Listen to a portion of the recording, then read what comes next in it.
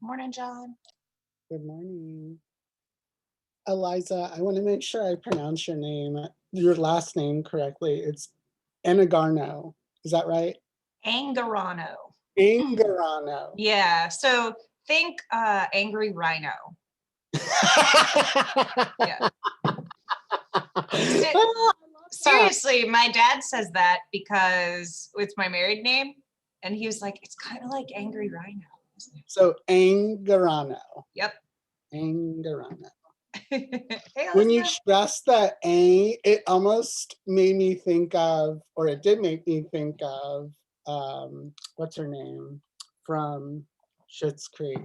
Oh, I love her. Moira. Yeah, I love her. How she like stretches, enunciates words. Well, she's an actor, so. And is it Amar Ursani?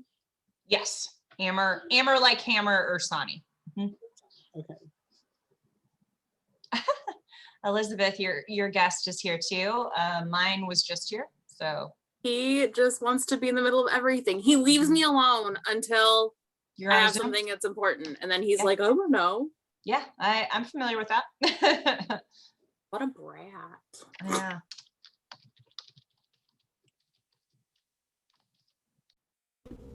Thank you, John. And as you might have saw, my colleague Jerry Arnold Cook was also supposed to be presenting with me today, but she had a family situation.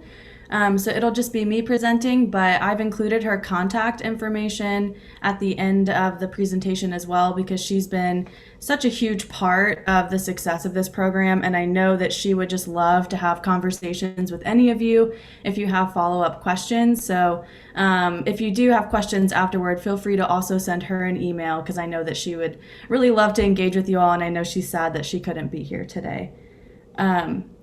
But I'm going to go ahead and share my PowerPoint here. So give me just a second to get that set up.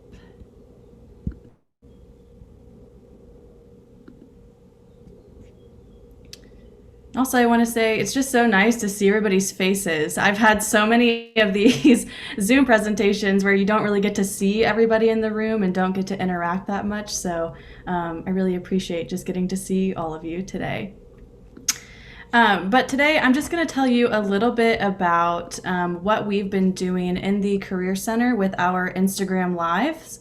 So we've had an Instagram account in the Career Center for quite some time, and we post to it. That's how we advertise a lot of our events and different things that we have going on in the Career Center. But just in the last year, we have started to go live on our Instagram to talk about different career-related topics. So today I'm just going to kind of give you an overview of what we've done so far with our Instagram Live and kind of some things that we have learned along the way. Before I get started, I'm just kind of curious, maybe if you want to do the hand raise feature or one of the little like reaction buttons, just for how many of you have already gone live on Instagram, have already had that experience?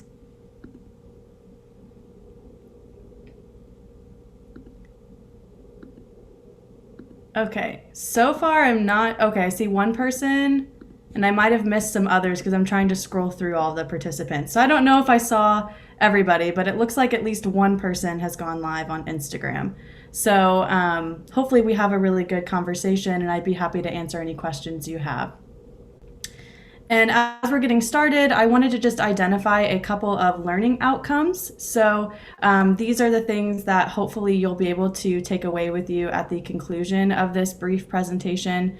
So hopefully you'll be able to identify considerations in the planning and implementation of Instagram Live events, and then also just learn more about some of the benefits and drawbacks that we have identified so far when it comes to utilizing this type of platform for connecting with and educating students on career-related topics.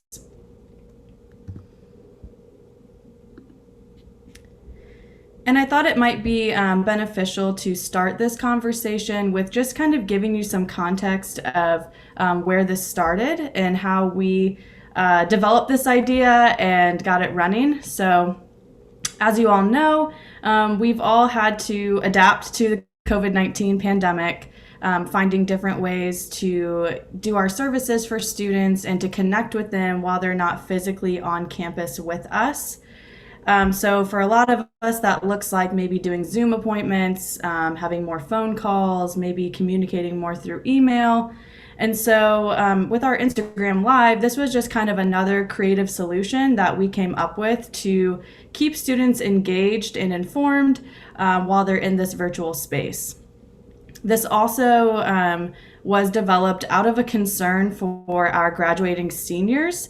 We were really thinking about all of our seniors who were graduating in the middle of this pandemic, looking for jobs in a really difficult job market, and maybe feeling confused or worried about what's going to happen after they graduate.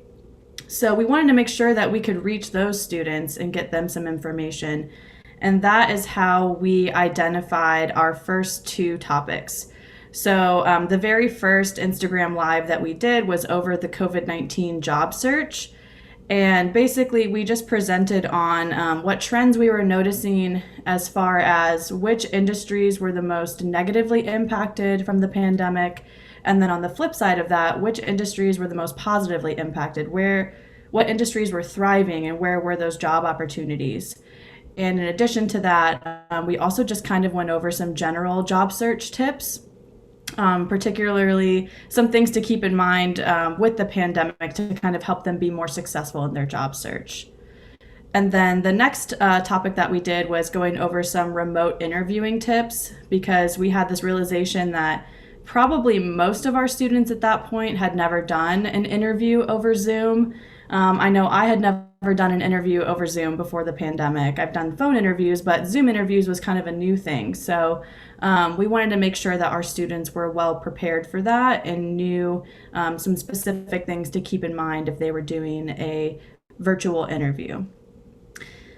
And with these events, we really just started out by advertising them through our social media platforms. So we advertised on Instagram, Facebook, Twitter, and then eventually we also advertised these events on our LinkedIn account.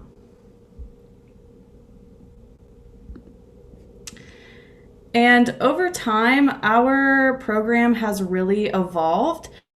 This is something that we think we're going to do even after the pandemic is over, because it's been so beneficial, and it's something that we'd really like to continue doing. So these are just kind of some things that have changed over time for us so far. So one thing that's been really helpful is that we have been able to save our recordings to our IGTV tab. Unfortunately, with the first couple of Instagram Lives, we were still kind of learning as we were going along, and we had some technical difficulties where we weren't able to save those live recordings for students to view later on. But now we've gotten in a better swing of things, and we have all of our Instagram Lives saved on our Instagram account so that students can view them later on. So that's been really nice to have that. And then we've also expanded our team that works on Instagram Live and have incorporated using guest speakers. So that the very first two Instagram Lives, it was just Jerry and I on there talking. We would get together and plan and just kind of come up with some talking points and sort of do a presentation in a way, and then allow for students to ask questions as we were going along. And now we've kind of adapted that to really bring in guest speakers that can speak from their personal experience and their expertise. And we think that's been really helpful in getting students engaged with our Instagram Live. So the pictures that you see at the bottom, these are just some of our guest speakers that we have featured so far.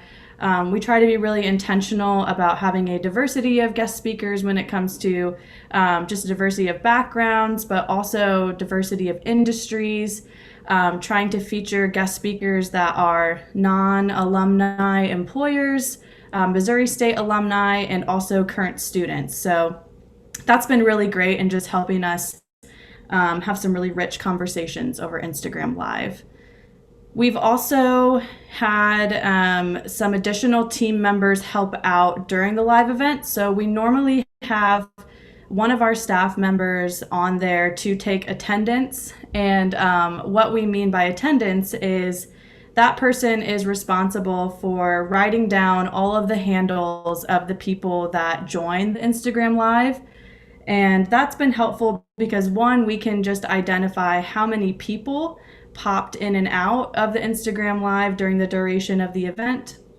And then also we can go back later on and look up their handles and hopefully find their first and last name, look them up in Handshake, and then try to identify if there are trends as far as what types of students are coming to our Instagram Live. So, is it primarily students from the College of Business? Is it primarily juniors and seniors? So that's kind of also helped us identify some trends.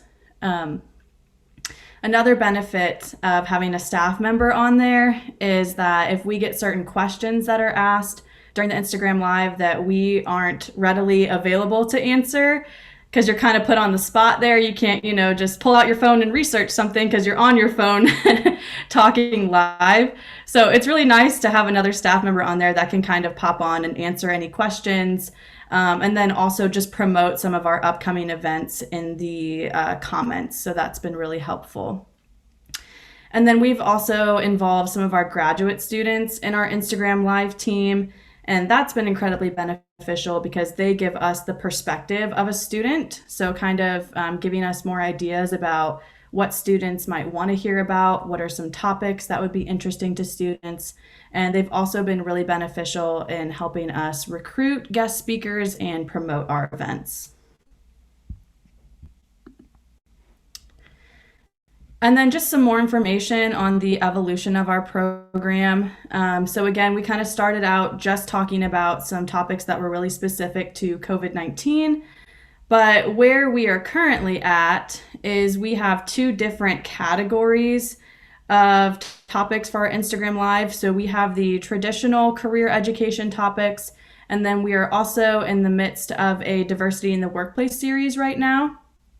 And so this just kind of gives you an example of some of our titles of the Instagram Lives that we've done so far and how they fit into these two different categories. And currently what we've done is we've just kind of alternated between the two. So 1 month we might do one of the topics at the top there, and then the next month we might focus on our diversity in the workplace series.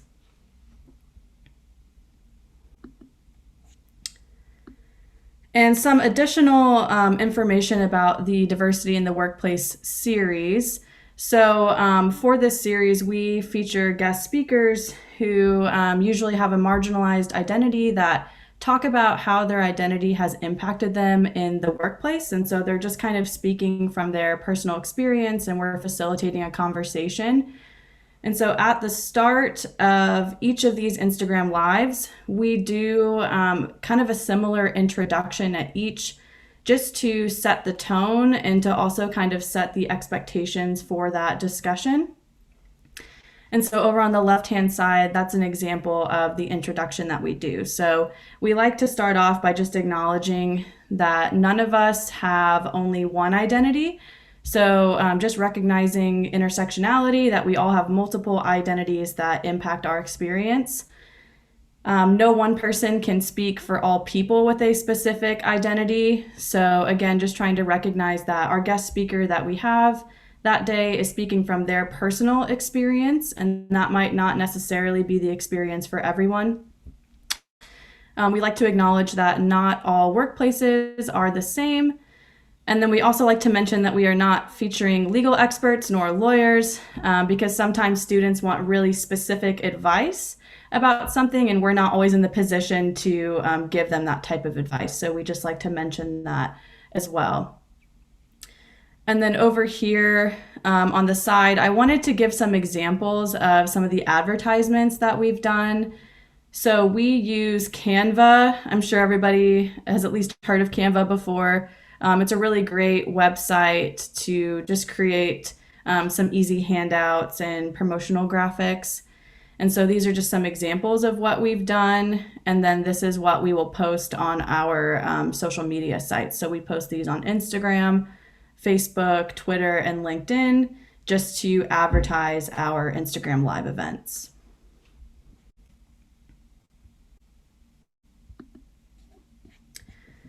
Some more information about diversity in the workplace. So each and every time the conversation is a little bit different because we like to let our guest speakers kind of decide where the conversation goes and what they would like to talk about with their experience. But in general, we do try to capture at least these questions here for each of our guests. So we like to talk about to what extent has their identity impacted them in the workplace? What advice would they give if there are other individuals who feel like they've been treated differently based upon their identities? And what types of things have made them feel included in the workplace? So these are some things that no matter what the topic is or who the guest speaker is that we have, we try to make sure that we at least cover these general points here for those Instagram Live events.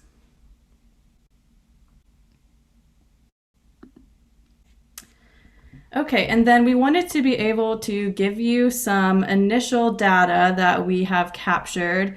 I do want to say we haven't done any formal assessments, so these are more correlations or trends that we've noticed so far just from that taking attendance and really breaking down what we're noticing from taking attendance from our Instagram Live events.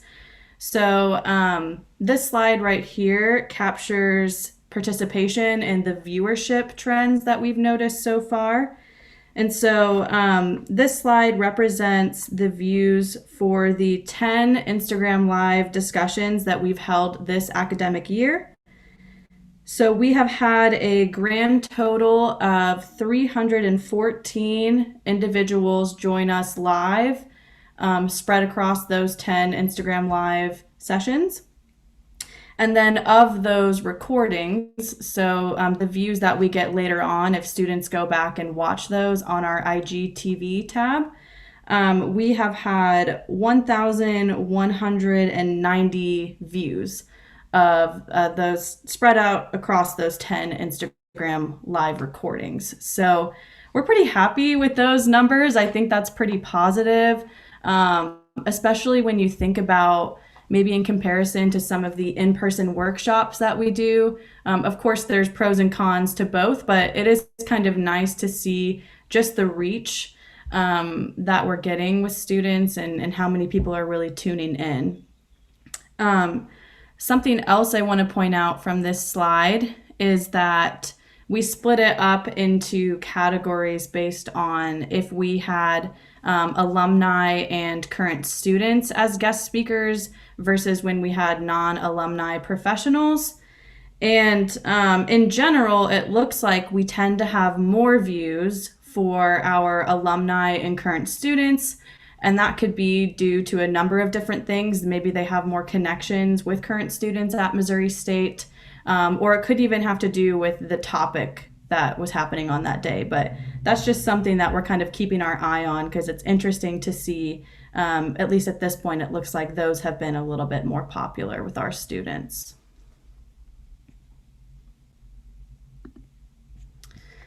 And then we have some additional data just about the days of the week. And we split this up again for the day of the week that we had the Instagram Live, and then also if we had an alumni or graduate student guest speaker or an employer guest speaker. And so this one, it might be a little bit harder to discern the data here. But in general, again, we noticed that we had a greater number of individuals join us when we had an alumni or graduate student as a guest. And then also, it seems like Tuesdays are the most popular. Again, don't know why that is, or if that has to do with the day of the week or other factors at play. But we have kind of tried to avoid doing them on Mondays or Fridays, because it seems like those days, maybe people are a little bit more checked out or it's just not as popular. So in general, we try to stick with Tuesdays, Wednesdays, and Thursdays. And so far, Tuesdays have been the most popular day of the week.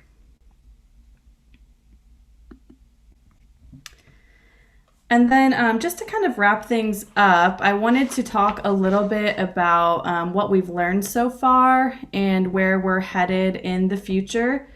So these are just some initial benefits and drawbacks that we've noticed with Instagram Live, and then hopefully where we would like to take it moving forward. So starting with the benefits, this is obviously very convenient for students.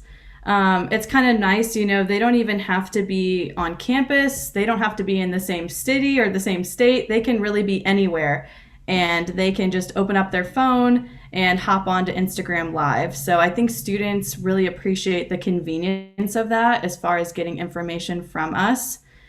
And another part of that is that we're really meeting them where they're at. So if we're also thinking about different situations students might be in, say if they're a parent and they have children running around and screaming and they're trying to take care of their kids, if you're on a Zoom, you might feel some pressure about that of, you know, not having your camera on or having to mute yourself. But on Instagram Live, that's already the case. Nobody can see each other and they're already muted. So that's kind of nice depending on the environment that they're in and the situation that they're in. And they don't have to, you know, have a laptop with a camera. Just as long as they have their phone, they can open up their Instagram app and join us that way. So it can be more accessible, I think, for students that maybe they only have a phone and they don't have a laptop. It's also sustainable, which is nice because for these events, we're not printing out lots of flyers and pasting them all across campus. We're only advertising them on social media. So that's kind of a nice benefit.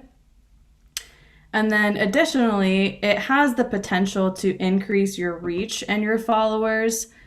We have definitely noticed over the last year that we have gained a lot more followers on our Instagram account. And something that I've noticed just going onto our account is typically after an Instagram Live, we have people that tuned into the live and then they follow us afterward. So that's been nice. I think we've also gained followers for other reasons, such as we have a really great graduate assistant that's helped us out with our social media. So I definitely think she deserves credit for that. But I think doing these Instagram Live events can also kind of help if you're trying to gain more followers for your social media accounts. In addition to the benefits, there are some drawbacks to using Instagram Live. So it is difficult to evaluate how long students were in attendance. So when I gave you those numbers that we've had, 314 students total join our Instagram Lives, we don't know how long they were in attendance. So that could be, maybe they just opened it up, they looked at it for a second, and then they said, never mind, and they close it out. So that's kind of hard to know. If they saw 5 minutes of it, did they see 10 minutes? Did they see the whole thing? So that part you can't really evaluate as easily. There are some technical difficulties at times and a potential learning curve, especially if you're not as familiar with Instagram. And one of the things that we've done to try to help with that is if we have guest speakers coming on, I created just like a test Instagram account that has no followers or anything on it so that we can test it out the day before and have our guest speaker go on and go live. And that way it's not notifying everybody that they know that they're going live to practice it out. So doing things like that helps, but there definitely is kind of a learning curve with getting used to being live and kind of being put on the spot like that. And then lastly, there are less features available in comparison to Zoom. So this would not be ideal if you want to maybe try to poll students or have a panel discussion. This would probably not be the setting for that. So we found that it's best if you're just kind of having a more like casual conversational discussion about career-related topics. But if you want to do some of the more advanced features, Instagram is not the best for that. And then finally, where we are headed. So we would like to hopefully stream simultaneously on multiple platforms. So it'd be really nice to be able to simultaneously go live on our Instagram, Facebook, and YouTube. We're still figuring that out. if I had to guess, I bet there's probably an easy solution out there that we just don't know about. But in the research that I've done to do that simultaneously, it seems like there's a lot of programs you have to pay for. So actually, if there's anybody on here that knows of a free way of doing that, I would love to hear that, because that's something that we would really like to do in the future. We would also like to upload this content to our YouTube channel, because right now the recordings are only saved on our Instagram, which is nice, but maybe for students who don't use Instagram, it would also be nice to have these housed on our YouTube. So that's something that we'd like to do in the future. And then, of course, doing some more formal assessment would be great, because as I mentioned, at this point, we're just kind of noticing some general trends, but we're hoping to maybe implement some more formal assessment in the future. So, and there's the learning outcomes again. So hopefully at this point in the presentation, you feel like you have accomplished these learning outcomes. And that is everything that I have for you. And I feel like I just talked really, really fast because I knew I only had 25 minutes. So I'm going to take a breath. And if anybody has questions, feel free to ask questions. Thank you, Lindsay. Yes, if anybody has questions, you can either raise your hand or unmute yourself. I know that I have some, but I think that I want to open this up to everyone else. What questions do you have?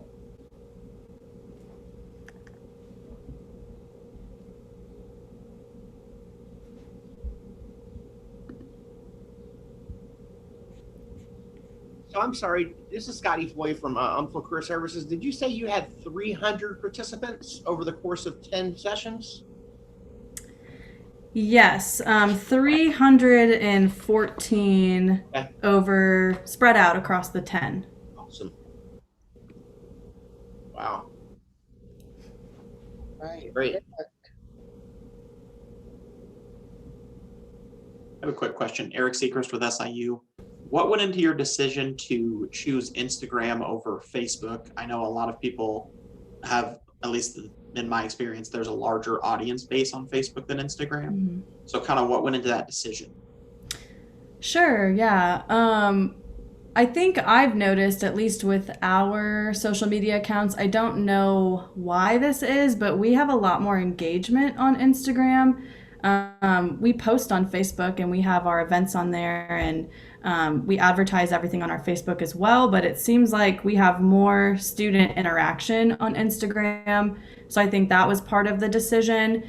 And then also, if I'm being honest, I feel just a little bit more comfortable with Instagram over Facebook. So since I was one of the people that started this series, I was kind of, wanting to lean more toward Instagram, but it would be nice in the future, like I said, if we could kind of simultaneously do them, because I think that would help increase the number of students that we reach. Thank you.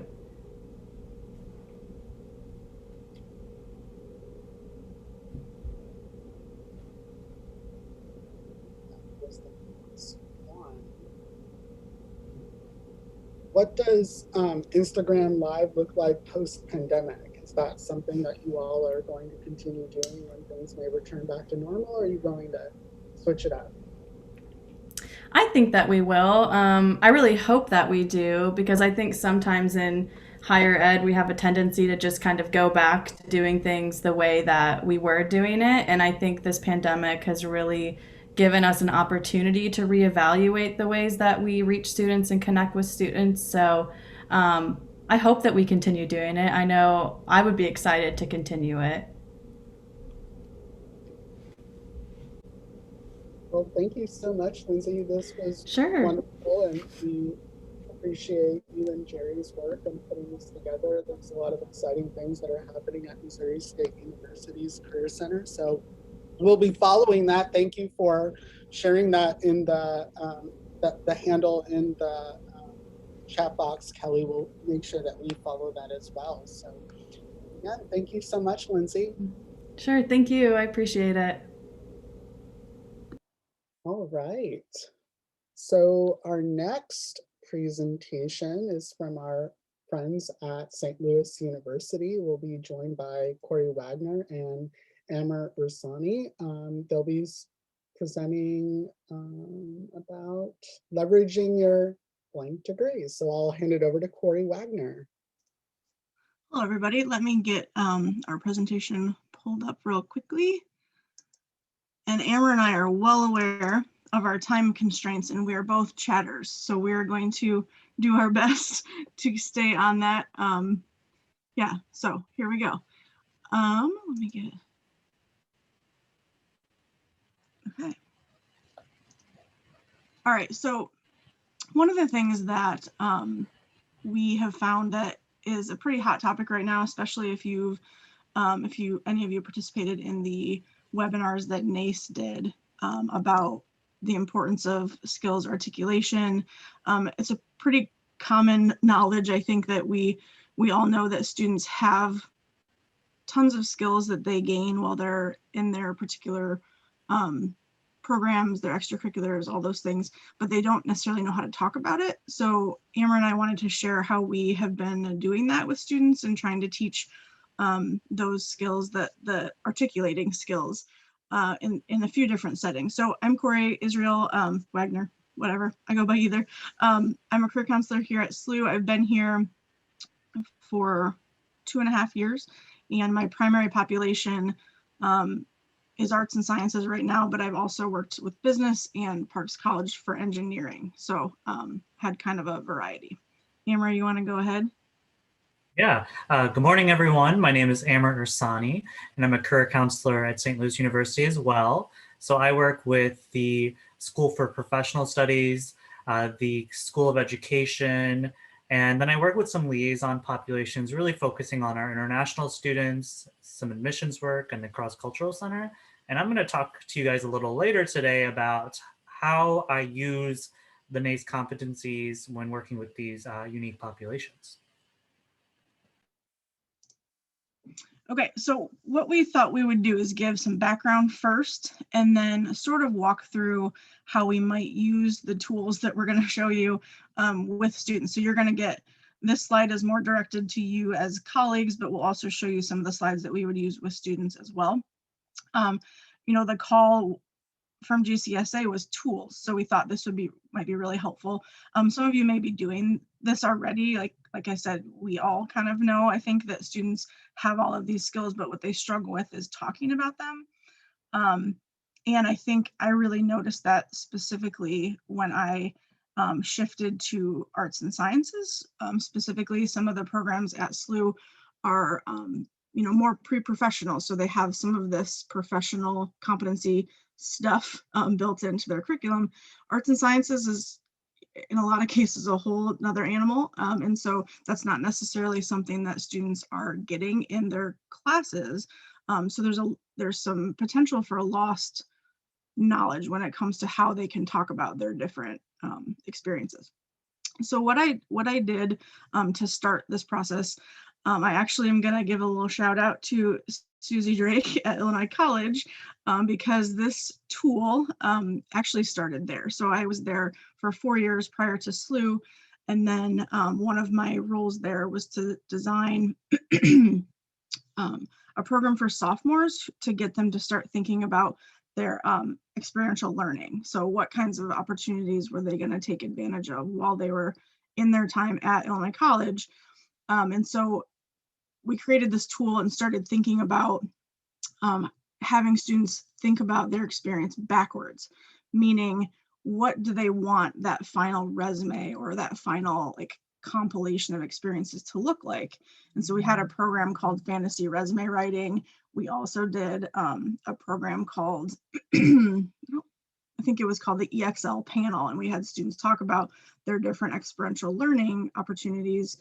And one of the tools that I created for that was basically like a self-reflection, and what I'll show you in a couple slides, but basically to get them to start thinking about what are the skills that we know that employers want you to have.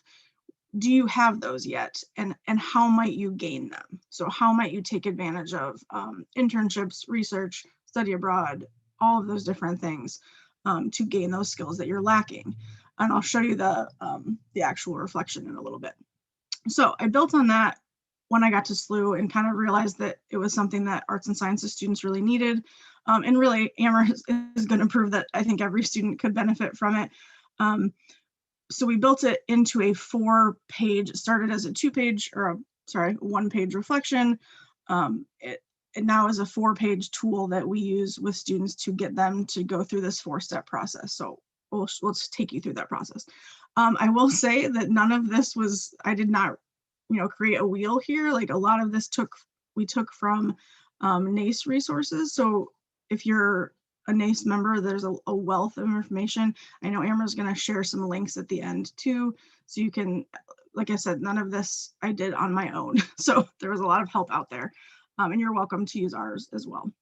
So the ultimate sort of product is this 4-page packet that we've found that can be used to do all kinds of different things. So the 2 primary ways that I use it is with exploratory students and first years trying to think about sort of planning their time at SLU.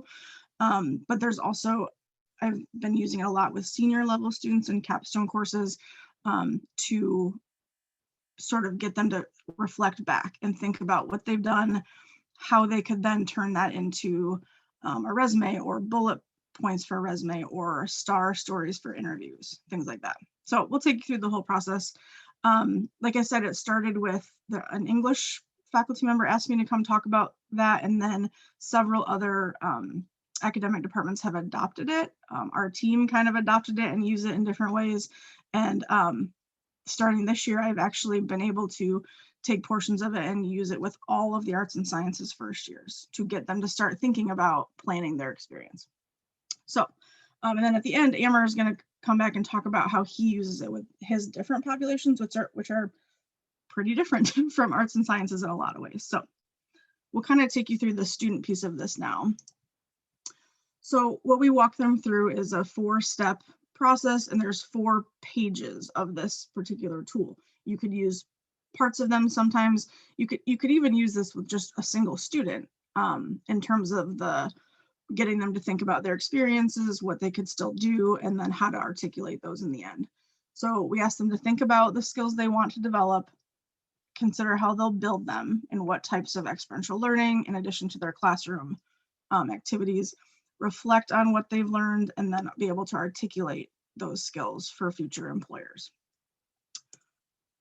Okay, so a lot of times they don't even know where to start. And so that's where we brought in the NACE competencies.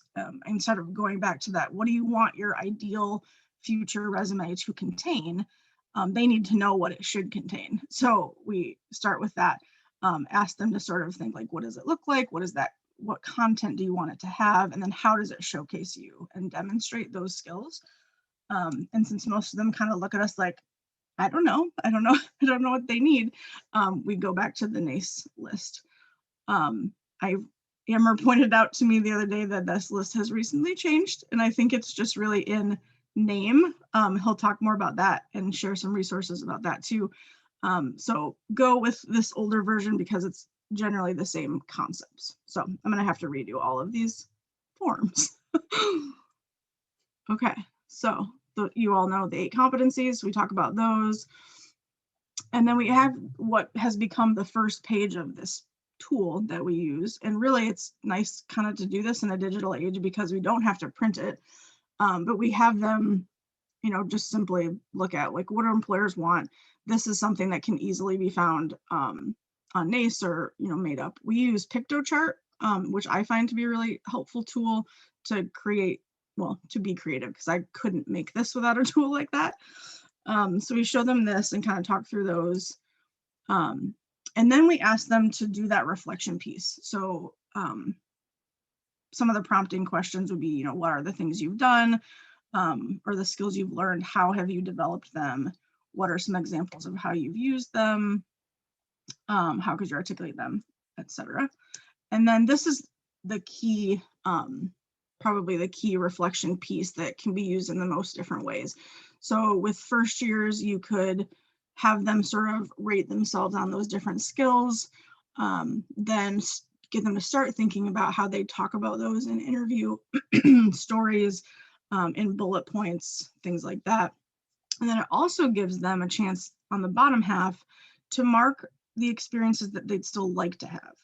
So for the younger level students, that piece is important because it helps them plan. And so it asks them to sort of say, you know, which of these activities would you want to do, so they can start thinking about that so that it's not too late. By the time they're junior and senior, some of these opportunities would no longer be available. And then at the very bottom, it sort of starts prompting them to think about those star stories for interviews and being able to talk about the things that they've done. So you can use different parts of this page for different populations. Then we go through, and I mean, we took out a lot of slides. There's some sort of filler content in there, but I go through each competency and have a slide for each where we kind of prompt them to think about, here are some examples of ways you may have done critical thinking. Here's the places you may have developed those, and then how do you articulate? So we give them some sample bullet points to kind of give them ideas of, okay, you know, I've actually, you know, I'm a leader in a club, like I could talk about how I did this. So just giving them some more examples of how they talk about these things. I think I just left 3 in here. So digital technology, same thing, talk a lot about technical skills being important in a lot of fields, making sure to include those. Teamwork and collaboration, you know, everyone usually on campus can have some talk about that in some way. So that's a pretty big one for a lot of students. And then these 2 are the last 2 pages. So page 3 and 4 of the packet. And this analyzing your skills page has some prompting questions. You know, what you basically asking them, have you done these different things? So it kind of makes them start thinking, oh, I actually have done a lot, and here's how I can talk about it. And for those students who are lacking the confidence, thinking they've not done anything, you know, who maybe haven't listed this really cool research project they did in class because it wasn't a job, it really sort of helps them understand that everything they're doing at college can be helpful, you know, as long as you know how to talk about it. So, and then the last page allows them to do some practice bullet writing, just with kind of an example from each of those competencies, and then just gives them some ideas of how you might word different things, and then they can practice if they want to. So if we're in class in person, I might do this with them, like in real time. Virtually, obviously that's a little bit different. So we just kind of talk through some examples, and that's why we came up with the samples on the slides too. So that is the tool and presentation. Like I said, it really can be fully customizable. Amber will talk about that a little bit more. And that's Amber, and I stayed under my 15 minutes. So thanks, Corey. So I wanted to take this to a what does this look like with a lot of different populations and also departments that I work with at St. Louis University. So I'll start with the School for Professional Studies.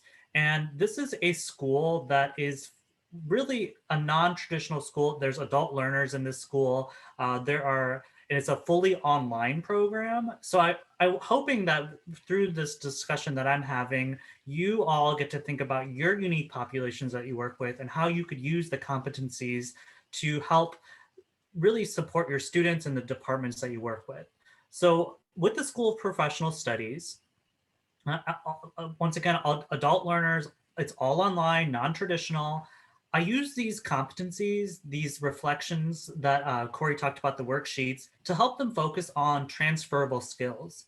A lot of these individuals, they're switching industries or they're applying for promotions, and they're not really used to talking about the work that they've been doing for sometimes 2 decades, maybe even 3. And I really use these handouts to help them leverage their skills and abilities. And I think it's really important for us to really think about this in a really practical sense for our non-traditional students, our adult learners, and also sometimes for our graduate students and for our PhD students. I'm going to show you a really cool assessment that Princeton does, and I'll share that towards the end, that really helps students really think about what have they done for the past decade or so, and how can they incorporate this into interviews, into their resume or their CV. And I want them to really think about this through a strengths-based perspective, that the work that they've been doing, the fact that they are someone who has been in industry for so long is an asset. So I'm also incorporating these reflections, these assessments through coursework. And since this is all online, what I've done is I've built modules within Canvas to help our students really see that in order for you to start writing your professional resume that you maybe haven't touched in 10 years because you have been in industry, let's go back to basics and think about these core competencies and how we've fulfilled them throughout our life. So bullet point statement writing, especially for some of the programs that I've worked with, really helps them really talk about the experiential learning that they're doing. So especially for some of my programs, it really helps them talk about, how have I used critical thinking? How have I worked in group projects? What am I doing practically day to day in my place of employment? For interview prep, I think it's really just helpful for non-traditional students, for adult learners, because it really helps them think about their career timeline. And when we talk about how students design their life and when they build their timeline, they get to really think about all the unique aspects of work that they've done for however many years. So that's a little bit about the School for Professional Studies. I also work with the School of Education, and I work with the NACE competencies with this school through my work with student teachers. So teachers who are really in their senior year, in the middle of teaching during a pandemic, but also teachers who are doing their practicum. So this is just an observational based work that they're doing.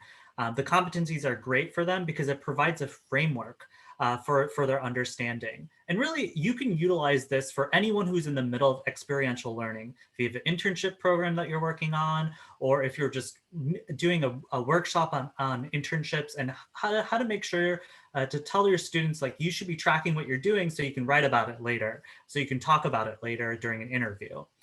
So we start early with this process. We start talking about this through their practicum experience when they're observing.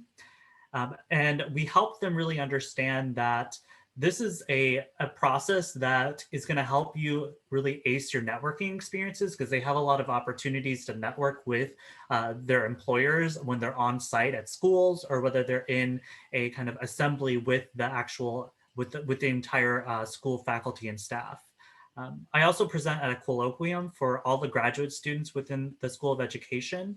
And we use these handouts to help them write CVs. So yes, it's really helpful for resumes, but it's also helpful for CVs for some of our more advanced students.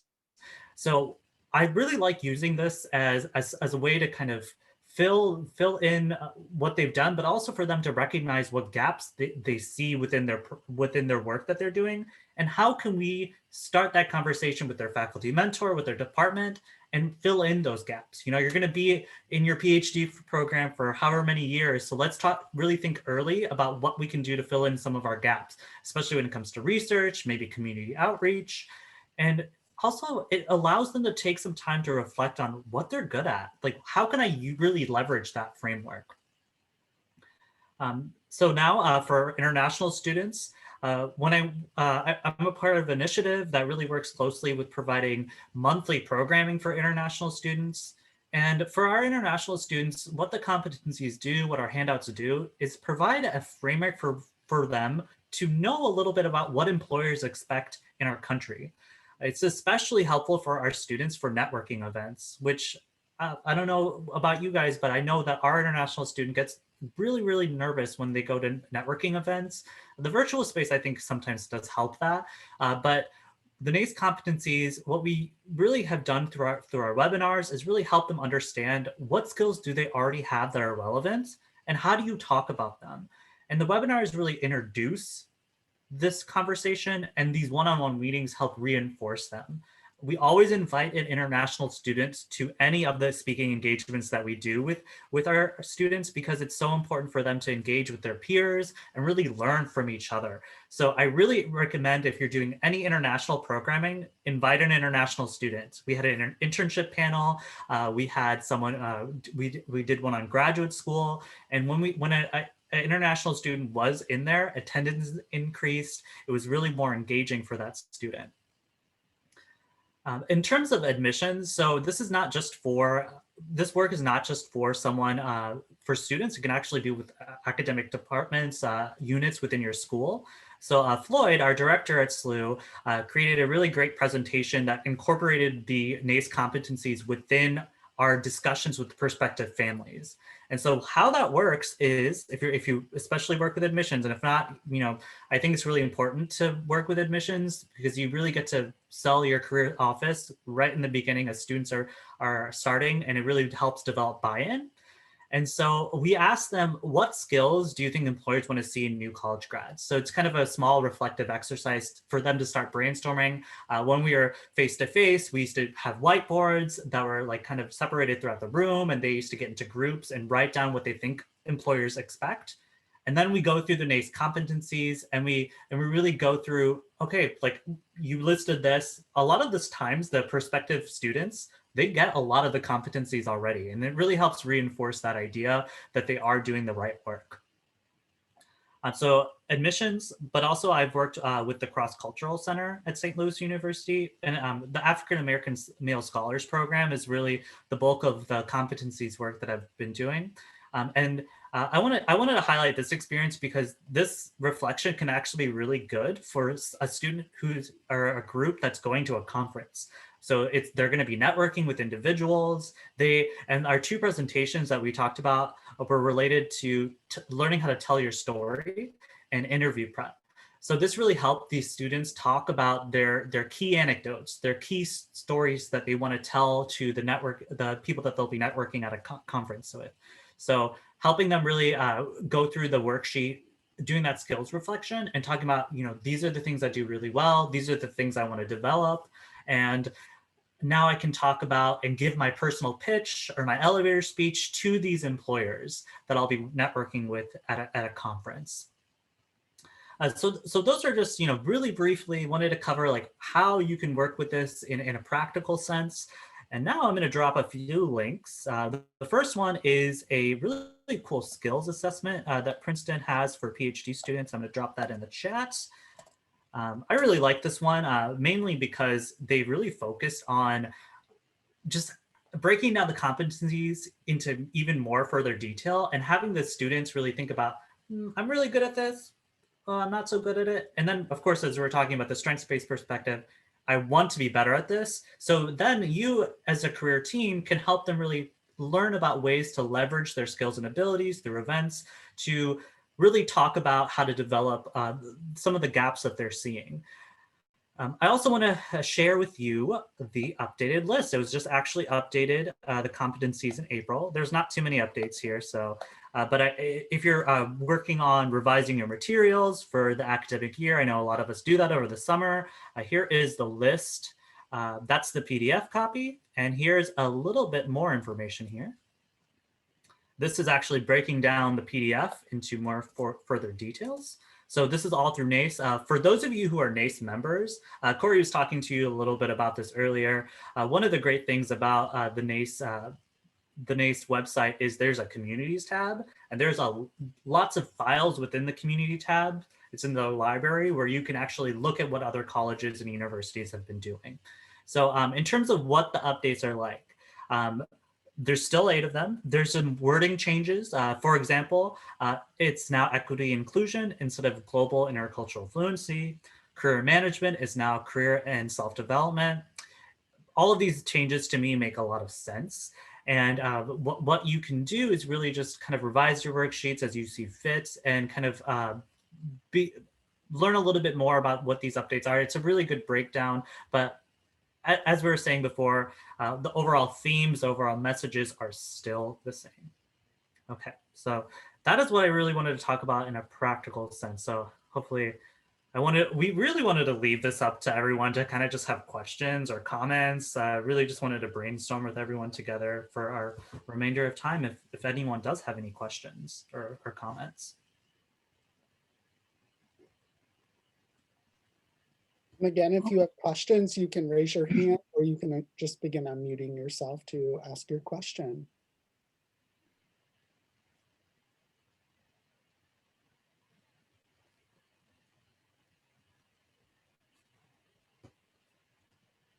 while we're waiting for any questions, there's one piece that I forgot to mention earlier on. So the title of the presentation, we left that blank section in there, leveraging your blank degree, experience, whatever it is, because you can really customize this. I've used it with student leadership groups and called it leveraging your leadership experience. If it's a general population, you can do leveraging your SLU degree or whatever school you're at, or you could do your psychology degree or English. So it's fully customizable based on your population, which is kind of cool. And I think why AMR has found it really helpful. So if you have any questions for us and want to email us later, I'll drop my email in the chat. If you want to reach out about anything that may come up later. It's also a great time to mention and give a shout out to Jenny Honschnipper of St. Charles Community College for her work on the NACE Competencies Revision Committee. I know that was a lot of commitment and dedication to the changes that were released last week. So we definitely appreciate that work, Jenny, that you had on that committee.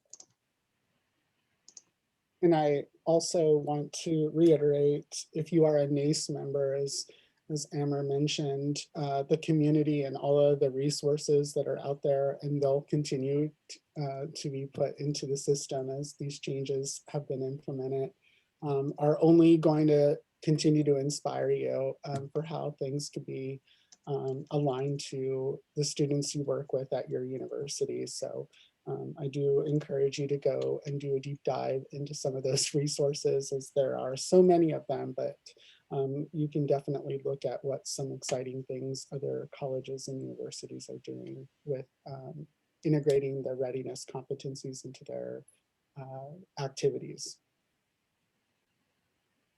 Okay, perfect. Well, looks like we do not have any more questions. I really think that this was a great starting place, and we'll toss it over to Elizabeth Ashcraft, who's going to make an exciting announcement. Elizabeth. Hello, everyone. Thank you to the presenters so far. That's been some awesome information. I feel like all of our brains are like turning right now for ideas for the upcoming semesters. But so this conference, we have some attendance prizes. So these are going to be given out periodically throughout the day.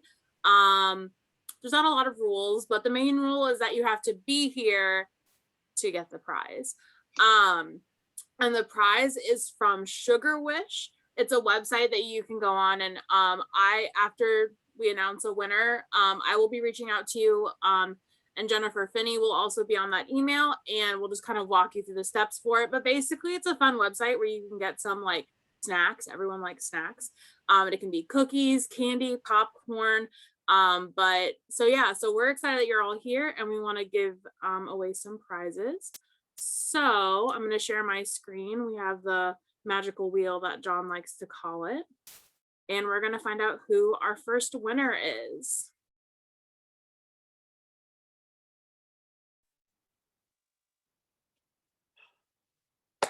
Sarah Marie Gibbs. Oh yay, it claps for you too. It's so happy that you're here. So yay, so our first winner is Sarah Marie Gibbs. Sarah, we will be reaching out to you. So congratulations on being our first winner. So now would probably be a really good time for everyone to take a break, take a breather, get up and walk around, grab a few snacks if you want. I don't know, whatever you want to do. We're going to give you all 10 minutes, 11 minutes. So it's a nice even number when we come back. And we will meet back here at 10:10 to hear some more great presentations.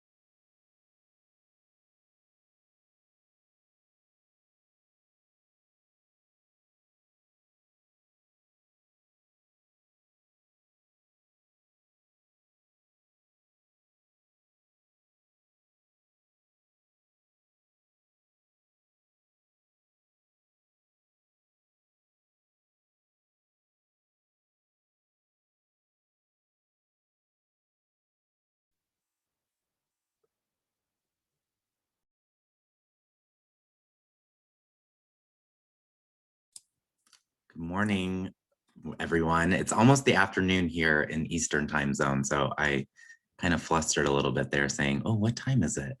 It's such a pleasure to be with you all. And I'm gonna go ahead and share my screen and get my PowerPoint rolling here. I would love to make today very interactive for you. If you have a question as I'm talking through something, you can just put that in the chat. And I'll be able to see it. I have the chat open and I'll be able to answer any questions as I go along. I saw some of you nodding when John was talking about our museum. I love the Children's Museum. I didn't grow up in Indianapolis, so I did not grow up around the Children's Museum, but many of our interns, when we go through selection of them, always compliment growing up in the museum. And so it's really great to see so many interns coming full circle to see as a child and then as a up and coming young adult, or in some cases an older adult. The intern I'm actually going to talk about as an example today is a non-traditional student. So we welcome a lot of different interns. So I'm going to talk about how we enable career readiness among our interns through our intern program.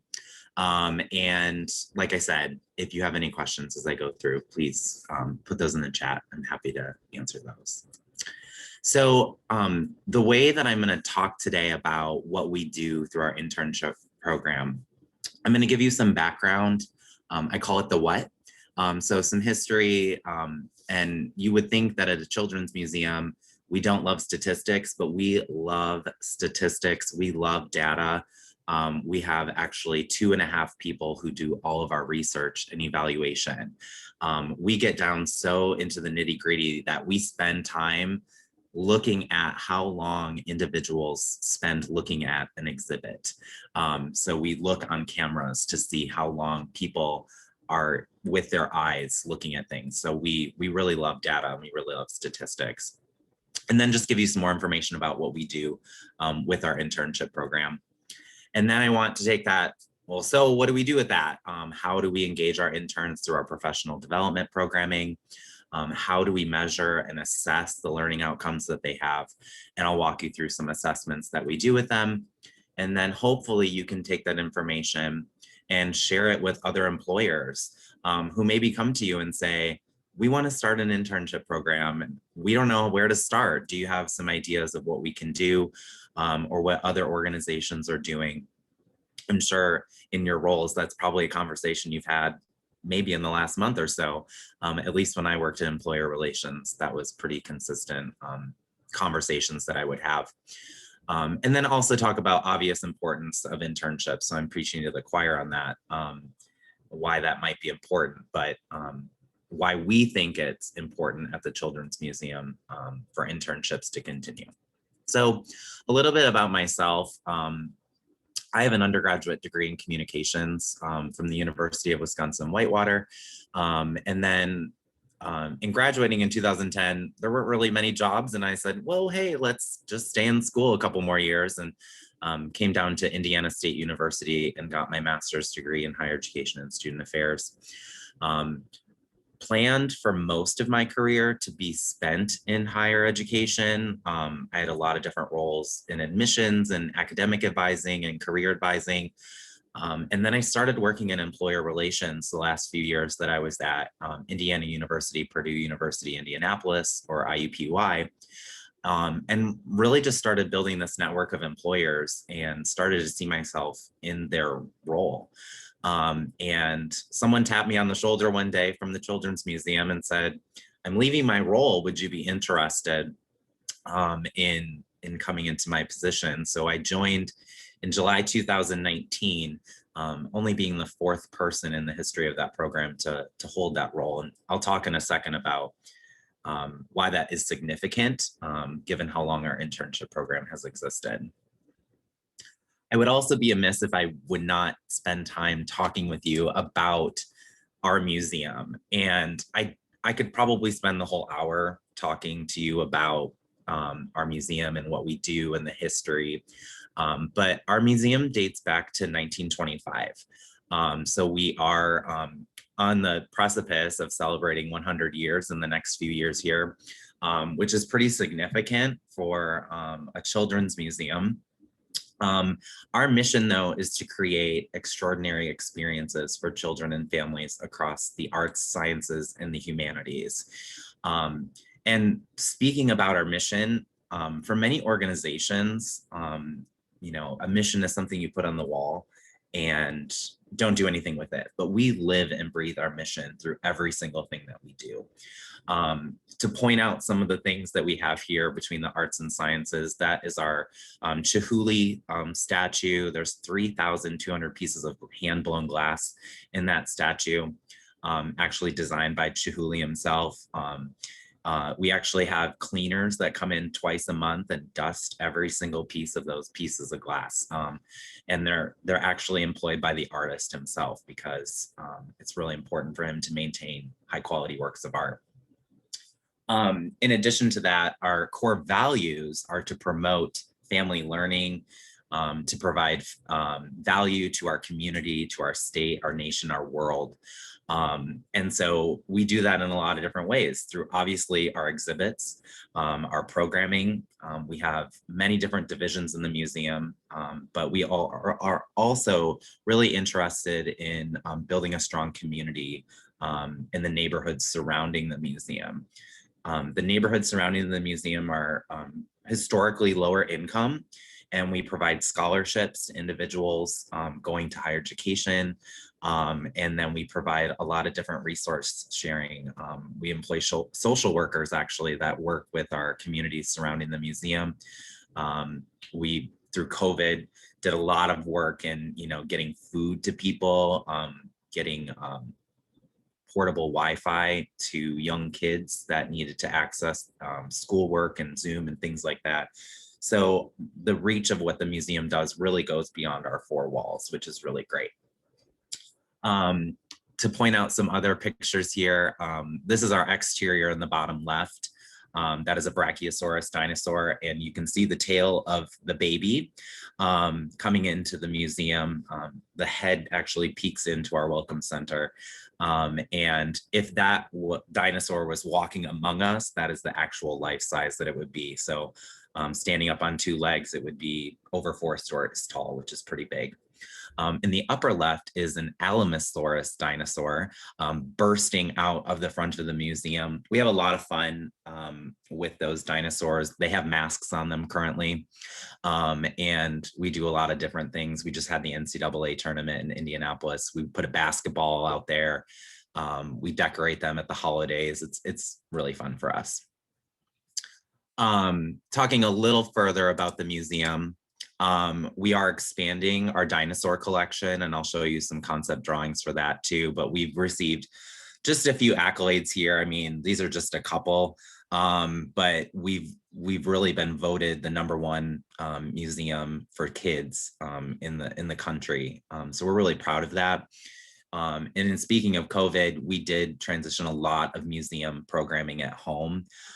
So if you have children or you're interested in science yourself, get on our Facebook page. We've got a ton of videos, and actually coming up this Tuesday, which is May the 4th. I'm not a Star Trek person, but we celebrate that, and we're doing a lot of virtual programming for that as well. So you can check that out for free online. And we actually had, going back really quickly, our reach within that was epic proportions. We had people in New Zealand actually engaging with our museum at home programming. So it's pretty significant. These are some concept drawings of our expansion of Dinosphere. We're going to have 2 30-foot tall long neck dinosaurs, and then an underwater aquatic area. And then we're also expanding our Power of Children exhibit to feature our 4th child, who is Malala.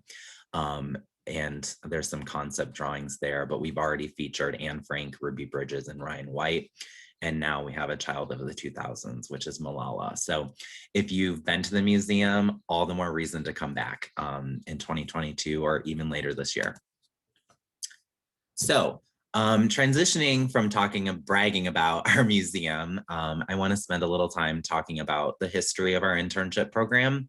So we had an internship program that was started in 1988. So it's 33 years of interns at the Children's Museum. I just celebrated my 34th birthday, and I always kind of compliment and make fun of the fact that I'm almost as old as the internship program. We've had many different iterations of what the internship program has looked like to date.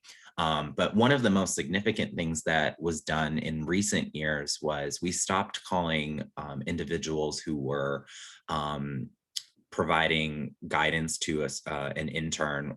We call them supervisors or managers, and we transition their title to mentors, because you're not just, managing the work that they do, you're really kind of guiding their professional experience in a lot of different ways. And so that helps us differentiate between who's an intern and who's not. But it also helps really kind of identify the role that people have. We've had over 322 mentors participate since the beginning. We have about 350, 400 people, depending on the month, that work with us. And so many people at the museum have provided guidance to our interns. And we've had over 1,500 interns completed the program. And like I said, in those 33 years, 4 program managers in the entire intern program history. One thing that's significant for us at the museum is that we do not differentiate between full-time, part-time interns, or even our volunteers. We call everyone that works at the museum in some capacity staff. So what's really great about that is that, depending on if you're an intern or anything like that, there's not levels, right? We have titles, we have job titles that create levels, but as a collective staff, it's just us as one organization. We also include all of our staff, that includes our interns and volunteers, and any critical and important information to ensure transparency. And we pay a lot of attention in working with our interns and making sure that they keep confidential information close to them. We give them access to really top secret information, including through our professional development series, which I'll talk about in a minute. They get to meet with our CEO, and he'll tell them planned future exhibits, which they all kind of salivate over. And it's really great for me is I get to learn it too, right along with them. So the way that we structure our internship program is in 3 different ways: the physical museum, the mentors, and then the interns. So the museum itself, we have a strategic plan that's given to us by the board of trustees, our board of directors that guide us as a nonprofit. And interns really contribute new ideas or bring new forms of technology through what they're learning in their classroom to the museum. It also really helps us create a multicultural workforce now more than ever. That's obviously extremely important. And we set goals to ensure that our internship program, as well as our staff, is diverse and meeting the needs of the workforce that we need. And then obviously, because interns are less expensive, we give them the training and the ability to recruit them into entry-level roles. And I'll talk about, again, in our professional development series, we actually have people who are former interns that talk to our interns as well. Our mentors, what's really great about being a mentor, and in my short time of being at the museum, I've had the opportunity to have 2 interns beneath me, both virtual. I never met them in person, which was a little bizarre, and I'll talk about COVID in a minute. But it really is great because you gain satisfaction of sharing your expertise and guiding an intern through their experience. And for some of our staff who've been there a long time, it can really energize their career and what they're contributing to the building and the museum. It also enhances their own professional and personal development.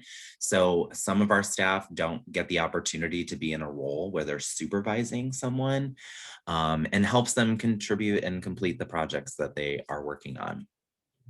And then interns themselves, get the opportunity to gain wisdom and get critical feedback.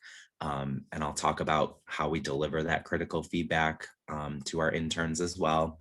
It can also help them develop a sharper focus on what is needed to grow as a professional. And for many of our interns, they're aspiring future museum professionals. So it's really important for us that we're contributing to the future of the profession. And then also helps them learn practical and specific skills for any of the professional areas that they work within. So I would be also amiss if I'm not talking about what did we do during COVID, right? When we announced our closure in mid-March 2020, we transitioned to work at home in one weekend. We had some laptops, in stock. We didn't issue out individual laptops to every single one of our interns because they worked on site in the building. They had access to desktop computers in our intern office. And so in that weekend, I was just talking about it this morning about I delivered laptops to homes and put them on front porches and ran away. Kind of crazy times that we lived through, right? But what was really important to me is at that time, not so much about the work that they had to do, but that their mental health and well-being was really being looked after. Some of these interns lived alone and were in some cases afraid to go home to be with their families. And so we conducted mental health and well-being check-ins on a weekly basis, just via phone or via text or through Zoom calls, just to make sure that, people were being well looked after and, knew that they had a support system if they needed it. Our summer internship program was launched in May 2020, and all of our interns began at home, which was definitely an interesting journey. Of those, we had 14 summer interns, and only 2 of them were permitted to enter the building based on the work that they had to do, which was challenging because I wasn't even permitted to be in the building. And so we had to make sure that everything was safe and that what they were being able to do was obviously safe for them as well. It was also the smallest summer class that we've had in recent program history. Our summer class is pretty large, 25 to 30 individuals on an average. And so given that we cut that in about half, was pretty significant. But in addition to that, we only had to cancel a very small portion of our summer internships. And I think that's indicative and speaks really well to the museum in that we were really, supportive of interns that were coming in at that point. We are still transitioning to bringing people back into the building and back into working into our intern office.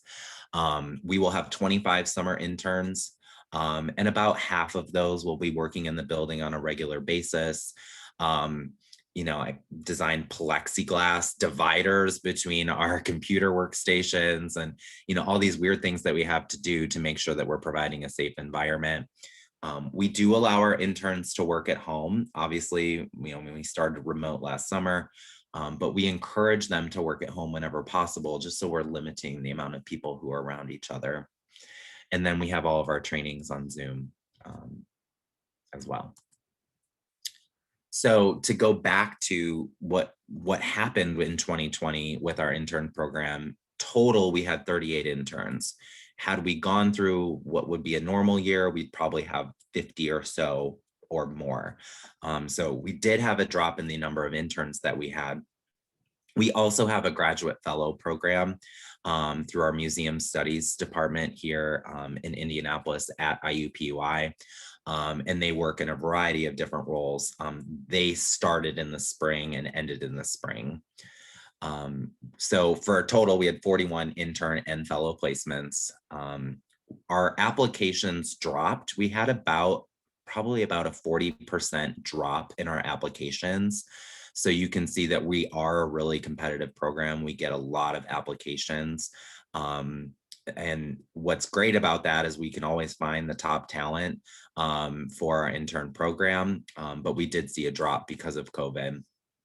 In total, they provided about 8,800 hours of service, and that averages to about 216 hours per person. And that's pretty on average for what we would do on an average per person. Obviously, with there being a dip in the amount of interns we had, our hours went down. And then we use a formula to contribute, like how much are they contributing to the museum in terms of the value that they bring, and it's over $250,000. So you can see that based on what interns are providing, it's pretty significant. What's really great though in our assessments that we did is that our intern satisfaction actually increased from the year previous. And so part of that I think had to do with they were so grateful to have the internship experience. And for many of them, they receive academic credit for this experience. So it helped them progress and in some cases graduate. And being virtual didn't really take away from the experience. Now, in talking with all of them and doing an assessment, of course, they want to be in the building. They want to ride the carousel. They want to be around the other interns, right? So we are missing that element, but their overall satisfaction is just even better through the pandemic. So what do we do with all of that? And this kind of walks you through how interns go and progress through our internship experience from application to our poster presentation at the end. If you are interested, we have an annual event that we continue to do via Zoom next Friday from 3 to 4:30 Eastern Standard Time. So if you're interested, I'll give you my email at the end. I'd be very happy to invite you to our poster presentation that we do via Zoom, where you can hear about some of the exciting things that our interns do. But for today's presentation, I'm really going to just talk about the pre-internship assessment, the end of internship evaluation, and then the professional development that we provide to everyone as they come through our experience. So our pre-assessment is a pretty standard pre-assessment. When I came into the role, I really didn't make a lot of changes to it.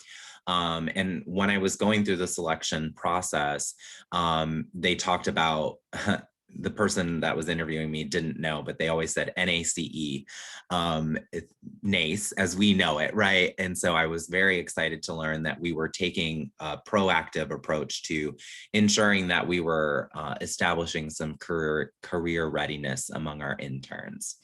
And so they do a standard self-assessment, and it's a pretty standard scale, 1 to 10, 10 being strong, 1 being not as strong.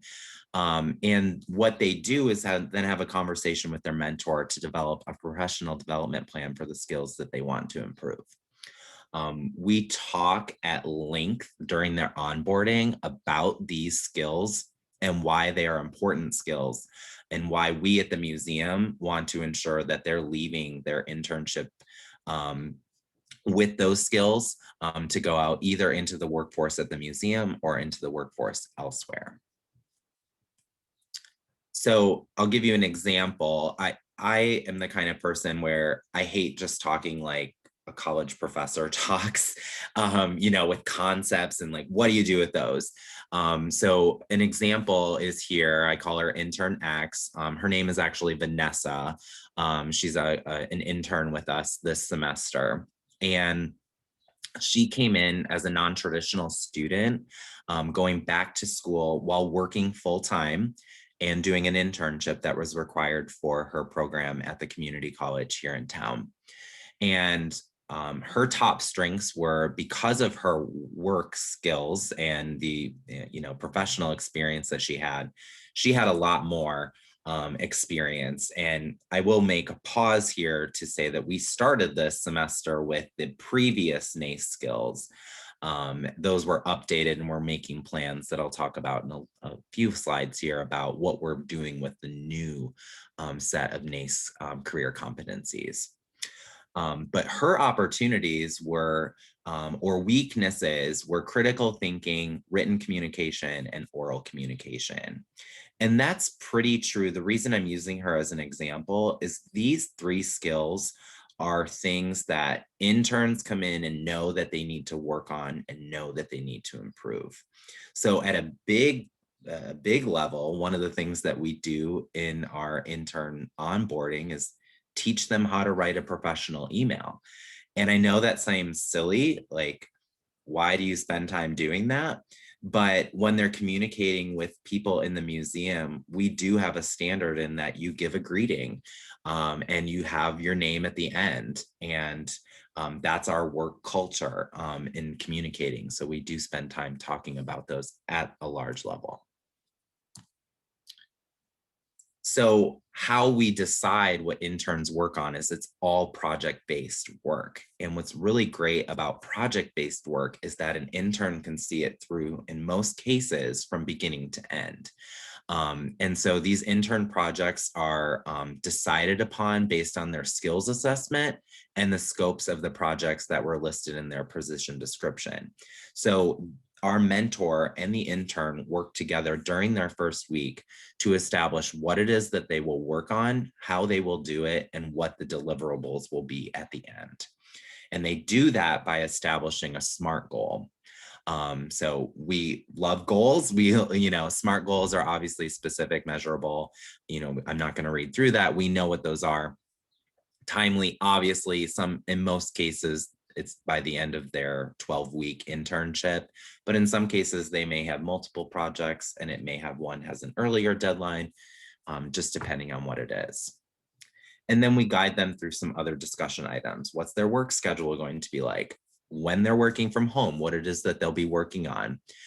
One of the things we established really quickly is that if you are working from home, you're sending an end of the day email to wrap up what it is that you worked on that day. What your plan is for the next time you work. So that way you have, communication back and forth if you don't have a regularly scheduled meeting. And then we also talk about how to receive feedback. So we coach mentors on how to deliver, feedback to interns, but then as an intern and mentor discussing, if I send you something, how quick will the turnaround be to get feedback and what that means. And then they also establish regular meeting times. Because we are still working in a working at home environment in some cases, the requirement is that the intern and mentor meet at least twice a week. And typically that occurs at the beginning of the week and at the end of the week. So going back to the example of the intern that I talked about, her key project was to develop an integrated marketing and communication plan for our neighborhood club membership program. So we provide free memberships to, as I talked about earlier, the families that live around the museum. They get complimentary museum membership, which is a really nice perk of living close to the museum. So you can come at any time. And to help improve career readiness outcomes, the mentor will ask Vanessa to speak and update the team at all meetings. So actually calling upon her and forcing her to talk to everyone else. To help improve her written communication skills, the mentor will proofread and provide any feedback on all written and writing communication that they have. And then as an intern program manager, I get to look at their learning agreement form and their outcomes. So I can really become kind of secretly aware of what it is that they need to improve upon. And so one of the things that I did or I've done with people that want to improve their verbal communication or oral communication skills is call upon them in meetings and ask them to contribute a question or something to those lines. And then all of our interns get access to participate in our professional development program. And what's really great about this program is that there's staff in the museum who are like, I want to get access to that professional development program. And we have 3 different caveats of this. So the first one is our speaker series. And we do this every Friday morning. We schedule it on Friday mornings because we know that interns are available. Typically, there's not an early morning Friday class. In some cases there are, but most cases not. And that includes many of our vice presidents. So we have 6 different divisions at the museum. I usually include at least 3 or 4 of our vice presidents to speak to them about their career path and journey. We also have staff in the museum who are former interns and talk about going from intern to staff and what that looks like, how they navigated it, what they did as an intern. Really awesome story here. One of our executive vice presidents over experience development and family learning, which is all of our exhibits, all of our programming, all of our gallery staff. So pretty significant division for the museum. Started 30 something years ago as an intern, as one of the first interns through our internship program. And actually got an intern placement that she did not want to do. She had this vision of working in marketing, and she got placed in a summer camp experience. And she talks to the interns of like, she thought that that was a failure, but she thrived in that. And then it just totally made her career journey that much more interesting because she started working in something she never saw herself doing. It's a really great opportunity for interns to think about their own career and professional development and how to make the most of not only their internship experience, what it is that they're learning in the classroom and how that translates. And then we also include some other key staff. So, if there's something interesting going on, topic wise, we'll include some other staff, and talking about, this past year with COVID, I've included our community initiatives director and what we're doing to support the neighborhood around the museum through COVID. That's been really interesting for interns to learn. The second caveat is career-based professional development. So we'll do a resume review. We'll do a session on, what it is that we look for on a resume. And then they have an option to meet with myself or another member of the HR team to have their resume reviewed. About half of our interns take us up on that. Sometimes more, sometimes less, just depending on the intern class and how much they are engaged. And then we also do an interview skills workshop as well, where we coach them on how to be better at interviewing and what it is that they can do. And I actually developed that based on feedback from mentors and the interview from the previous class of interns. So the selection of them, basically, I take the feedback and they're like, interns need to work on X skill. This is something I saw consistently. So in real time, they're getting that feedback. The last caveat is leadership and museum careers. So again, we want to contribute to the future of the museum profession. So we talk about what it is to work in a museum and then how we design family learning experiences and evaluate those. So our research and evaluation team talks to our interns about that. And then our CEO and president actually meets with the interns too. In the fall and spring, it's a 90-minute session. And then in the summer, he has 2 sessions, one that's 90 minutes, which is a day in the life. And then the second one, he actually has them read something, which they're all like, wait, I have to read an article. But the article is really great. And it's about leadership and how he learned from that article how to be an effective leader and how it kind of shines through in the work that he does every day. And he tells interns about a day in a life. He gets out his calendar and he goes, this is what I have going on today. And in some cases, he's having a donor conversation from someone who may be contributing some dollars. In other cases, it may be that he did a walkthrough for an upcoming exhibit. So it just depends on the day, but he's really forthcoming in talking about ensuring, transparency. And he's also a former music teacher by trade. So, he really engages interns in an effective way.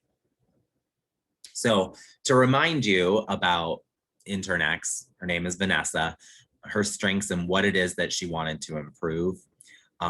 We score them, like I said, the interns score themselves. And this is her pre-assessment score from this semester. So January 2021 feels like a lifetime ago for our interns and for me. And these were her scores that she gave herself. And she writes with these scores why she's given this scoring to herself. And she just submitted to me earlier this week her post-assessment, and her critical thinking went from a 6 to a 9, written communication went from a 4 to a 9, and her oral communication, because she had to talk at every meeting, had to speak up at professional development, just gained the overall confidence that she was looking for in speaking publicly and speaking in front of a group of individuals. So while this is, there's lots of research that's, says, oh, well, assessments don't always work. We think that this is really effective in measuring through their internship experience what it is that they came in with and what we've done to provide them through their professional development plan to leave, or maybe in some cases stay at the museum. And this is some anecdotal feedback that I got from her. She defined our internship in kind of 3 stages. The first one was like the getting to know you stage. So she put in the getting to know you stage, I told my mentor that I was really uncomfortable speaking in public, and I would fall over my words sometimes and it would embarrass me and not want her to speak up. Having known her as an individual, I saw her in January as this very shy, not confident individual. And now we're to the point through our relationship that we have with each other that she will speak up, she will ask a question, and has no problem in doing that. So in a short time, I really get the opportunity, and our mentors really get the opportunity to see a transformation take place. And we really pride ourselves upon that. Angelina is her mentor. Angelina actually started the museum as a museum fellow, as a graduate fellow. So again, full circle in the mentorship that's taking place. But she was able to deliver a focus group plan with her mentor and the director of the Community Initiatives program. She also got the ability to work in the museum. She won't mostly work virtual, but our first Thursday program is our reduced admission night, where it's $6 a ticket for people to come. So it's our accessibility feature for people to come into the museum. She got to run a table. She had to run it by herself at a few points. So it was kind of the mother hen, so to speak, watching her in the building that day. And it was really great to see her just really thrive and talk to our visitors and guests. So that's how we instill career readiness in our interns. And again, I think we're really effective at doing it. Interns really speak to the skills that they need to build throughout their experience. We work in tandem with them to improve those skills. So I'll be sharing with John some resources. Like I mentioned earlier, if you're speaking with an employer that just really doesn't know where to start, or if you're speaking to the NACE competencies with an employer and why that might be important for them to start thinking about with working with their interns at their organization. You can use this document, and you could truly take the logo off the top of it and use it as an example. It's not proprietary to us. We're happy to share that as a resource out.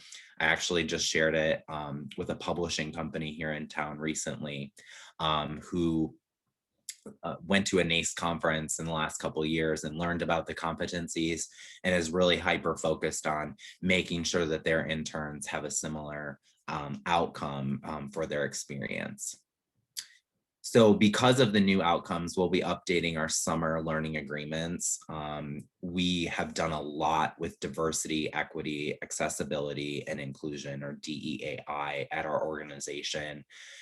We've put out statements in support of Black Lives Matter. And so we were so excited when equity and inclusion was one of the new outcomes of the NACE competencies. I'm also working on, this afternoon, I'll actually be working on the content for a learning and sharing session for our mentors for the summer to talk about the new outcomes and behaviors that are associated without them. If you're not familiar with the NACE Career Competencies webpage, it is very helpful in helping you understand behaviors associated with each one of the outcomes. And then also it's really great at explaining why those competencies exist. So, and then I don't need to speak to this, but our graduating classes have significant internship and experiential learning experiences. So almost 70% of individuals leaving college are reporting that they had some type of internship or experiential learning component of their degree. Many of the degree programs that you're working in probably have a required internship experience. I expect this number just to continue to grow. You know, it's one of the things that we preach to interns. It's not about what you know, it's what you do with it and how you apply it. And so with the new career competencies, we're very excited to just continue working on ensuring that our interns come in understanding why they're important and leave having learned either a new skill or behavior. And these are the new skills. So like I said, equity and inclusion, and then communication as a whole was lumped. I can't remember all of the specific changes off the top of my head, but I do think these are in line with workforce needs. And I do think that these are important skills that our interns, some cases come in with and some don't. And so we speak to those very highly throughout their entire experience. And then speaking to the equity and inclusion, we are working on a new training that we're going to deliver to interns. We've done it with staff, unconscious bias. We have 2 different formats for it. We're working on a shortened down version of those so that our interns can, you know, understand what it is that we do as an organization and why equity and inclusion is important to us. But also as they as an individual can kind of take a step back and examine their own biases and things like that. So I have talked for a long time and I'm going to take a sip of a beverage, but I'm very happy to answer any questions that you might have about any content that I talked about or anything about our internship program, or even if you have a question about the museum, if I know the answer, I'm happy to talk about that too. So you can put those in the chat or you can unmute and go that route.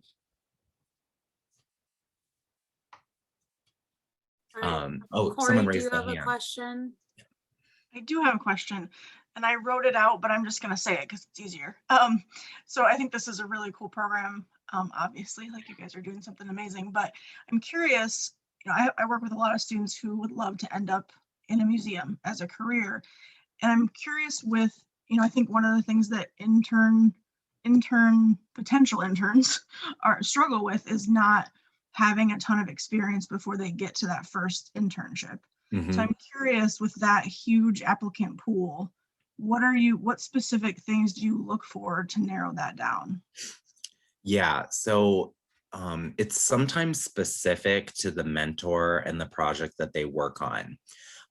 So without getting into too much detail of how people apply, we allow interns to submit a general application in some key areas. So we have marketing and communications opportunities, we have development and fundraising, experience development and family learning opportunities, business and technology, and then human resources. Those are our 5 areas.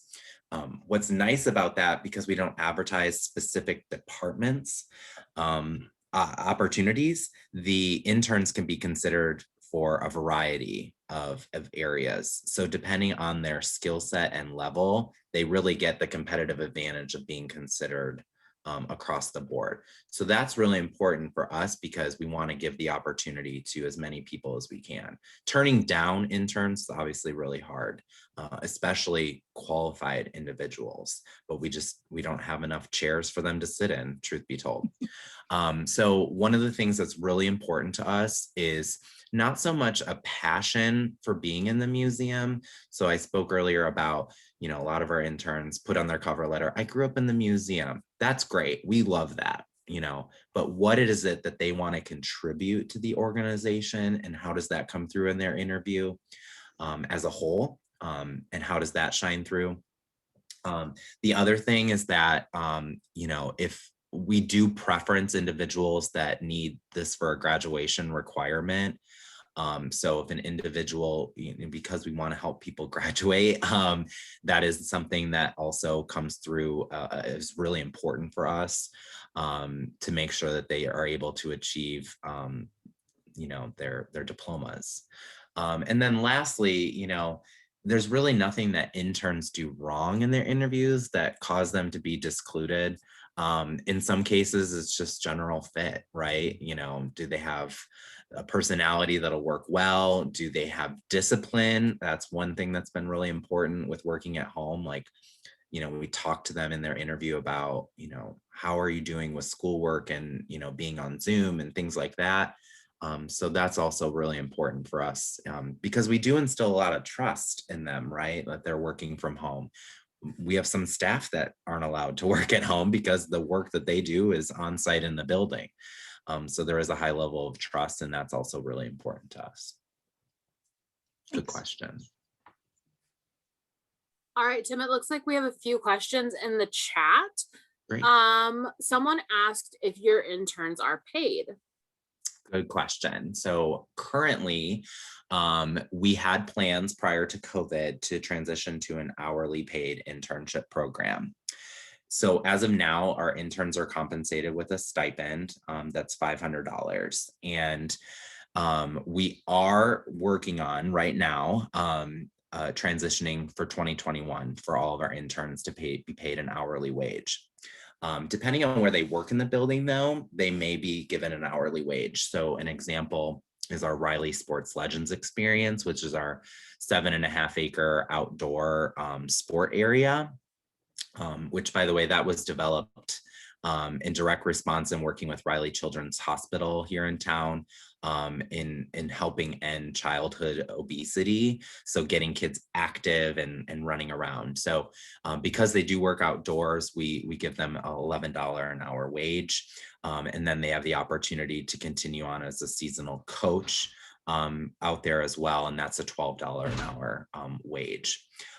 Through our work with diversity, equity, accessibility, and inclusion, we are obviously well aware, and I, coming into the role, was very aware, of the importance of paying interns. And so we are putting those plans in place to transition to an hourly program in 2022. And it looks like we have another question. How many students typically apply for an internship at the museum, and then how many are accepted? So on average, we have about 50 interns annually. And in a normal year, so I'll tell you 2019 statistics, we had about 450 applications for those 50 slots. Our Riley Sports Legends internship is really competitive. We have a pretty amazing sports management program at IUPUI, which is one of the closest universities to the museum. And they're required to do a 600-hour internship as a part of their experience, which is very significant. It's basically full-time for 12 weeks. And so we get a lot of applications from that program. So we're looking to fill, I was actually just doing phone screens for that this week. And we are filling 4 slots, and we had 38 applications. So very competitive. And through that selection process, we actually put them into an experience where they have to role play. And that really helps them, helps us see how they're able to jump in and work with a family or a child in a real life situation. So that's kind of a cool experience for them in the interview and selection. All right, do we have any other questions? Well, I would love to hear from you. My phone blew up a couple of times with folks that I think are here on LinkedIn already.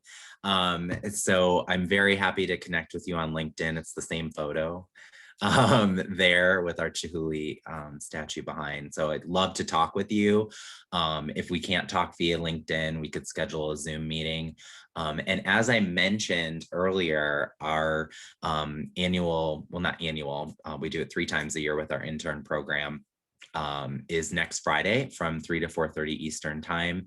If you are interested in joining that and just hearing from some of our interns, including the one example intern I talked about earlier, they each present for 5 minutes, and we open that to family, friends, faculty, and other staff in the museum to attend. We have usually between 50 and 70 people that attend in addition to the intern. So very happy to invite you to all of that if you would like to hear about some of the incredible work that they're doing. I should also mention, we launched earlier this year a micro internship experience. And we had our first micro intern between January and February. For us, a micro intern is a 40 to 60 hour experience, whereas our 12-week interns, typically it's about 200 hours that they contribute. And some of those opportunities are virtual. So if you have students that you'd like to refer to me, I'm very happy to speak with them about any micro experiences that might be virtual that they can do. And they can do it in a shorter period of time.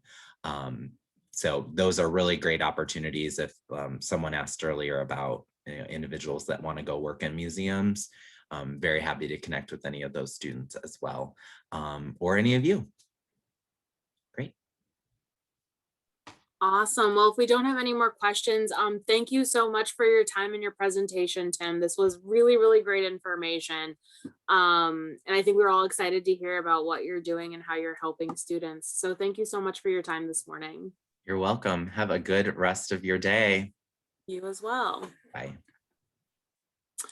All right, so now we're going to transition. Looks like we're running a little ahead of schedule, which everyone always likes when that happens. But it is time for another drawing. And I know we all love attendance prizes. So, okay, let's go back to the magic wheel. And let's take it for a spin.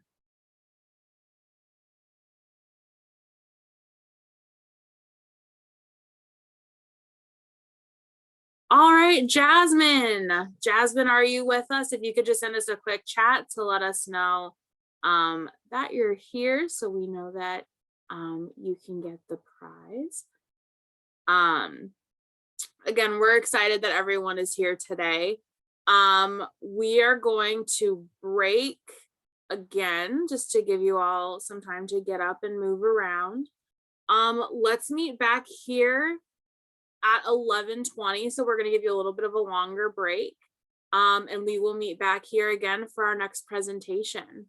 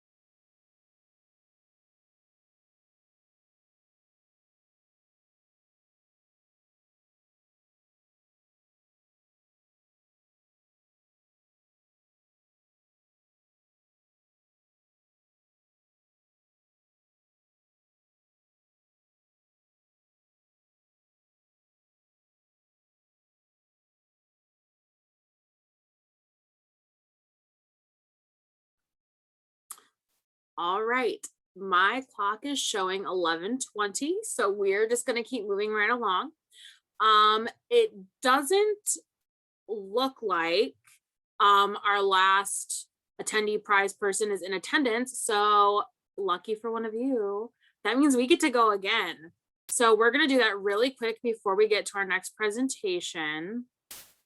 And I like to share my screen just so everyone knows, like, I'm not messing this up and I'm not playing favorites, because you're all my favorite. All right.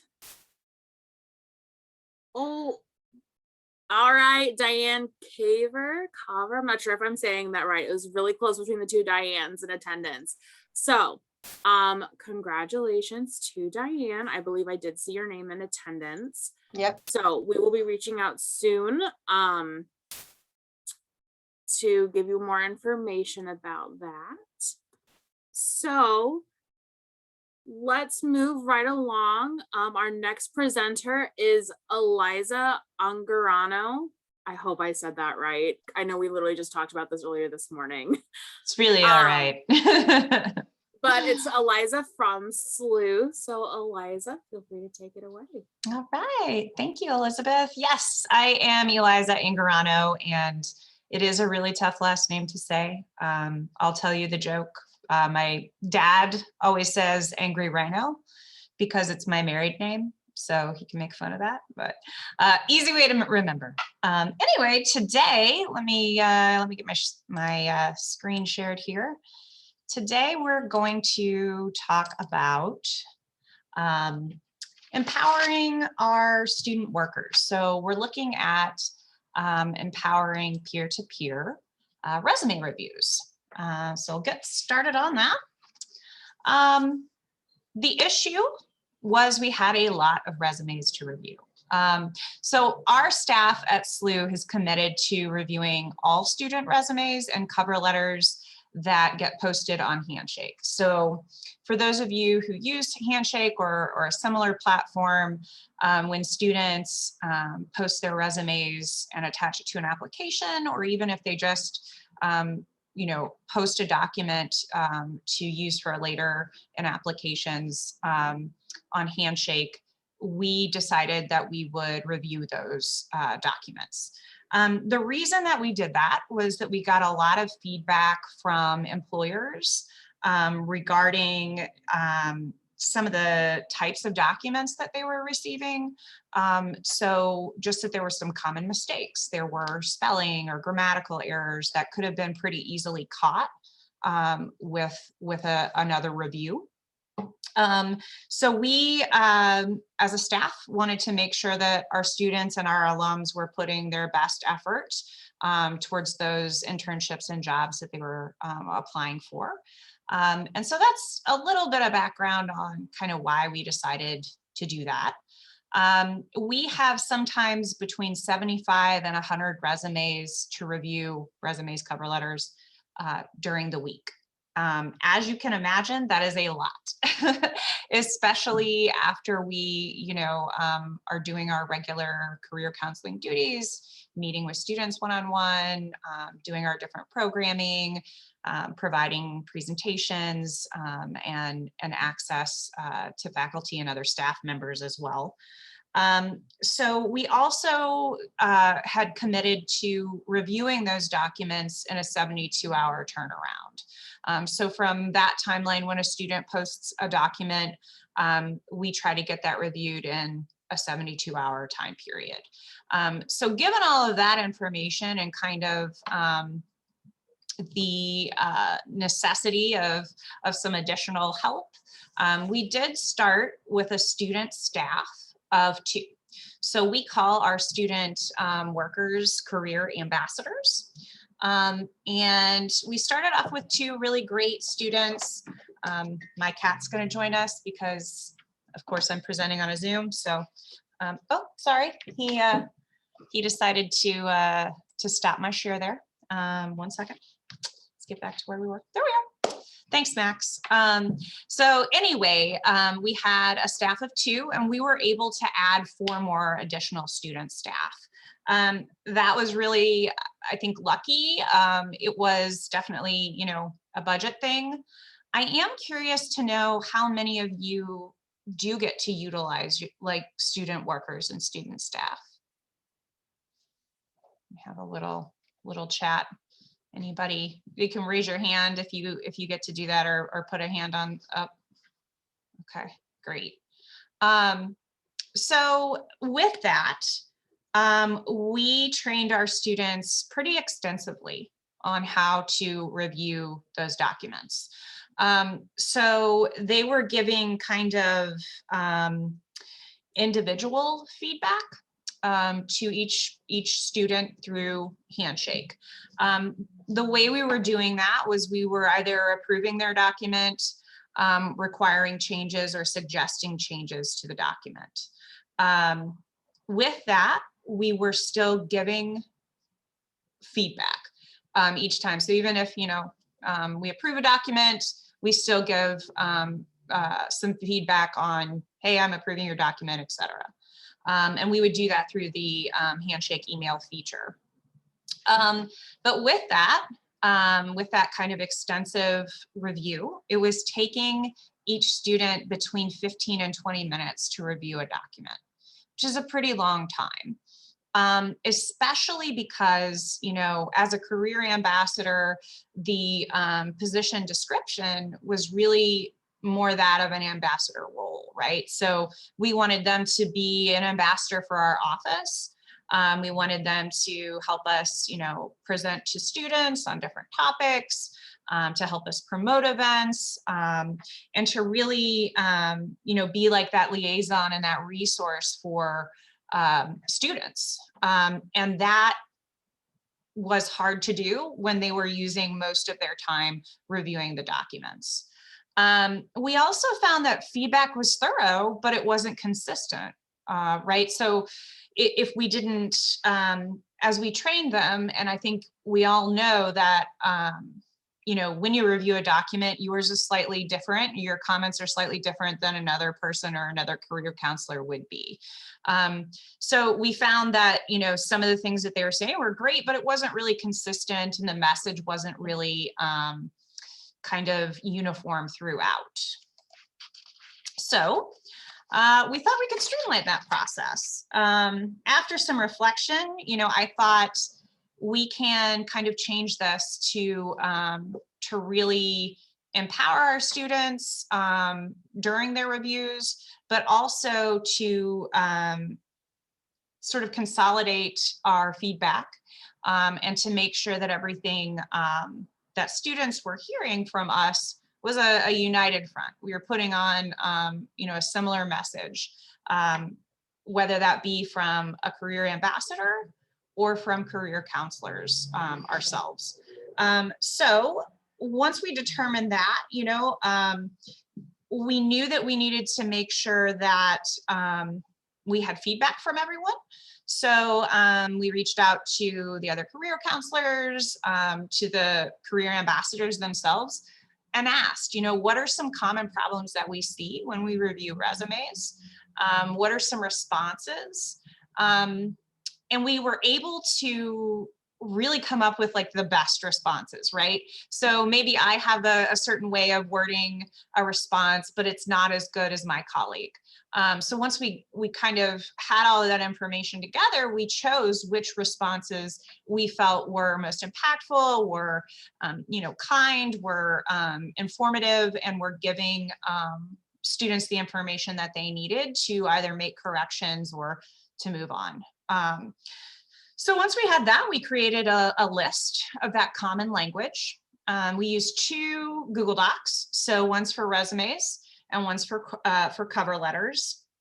And this review in our thought process was a quicker review, right? So we want to make sure that these documents are going through quickly, because the point of Handshake is to apply for positions, and to do that in a timely manner so that students are given the best possible chance to get that interview for that internship or that job. So we wanted to make sure that we were doing it quickly enough, but they were getting the right message from us.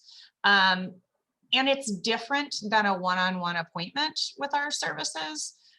So, you know, when you make an appointment with a career counselor, we can really get into specific language, specific use of different terms. And especially with our group, at SLU, we are each assigned a different college.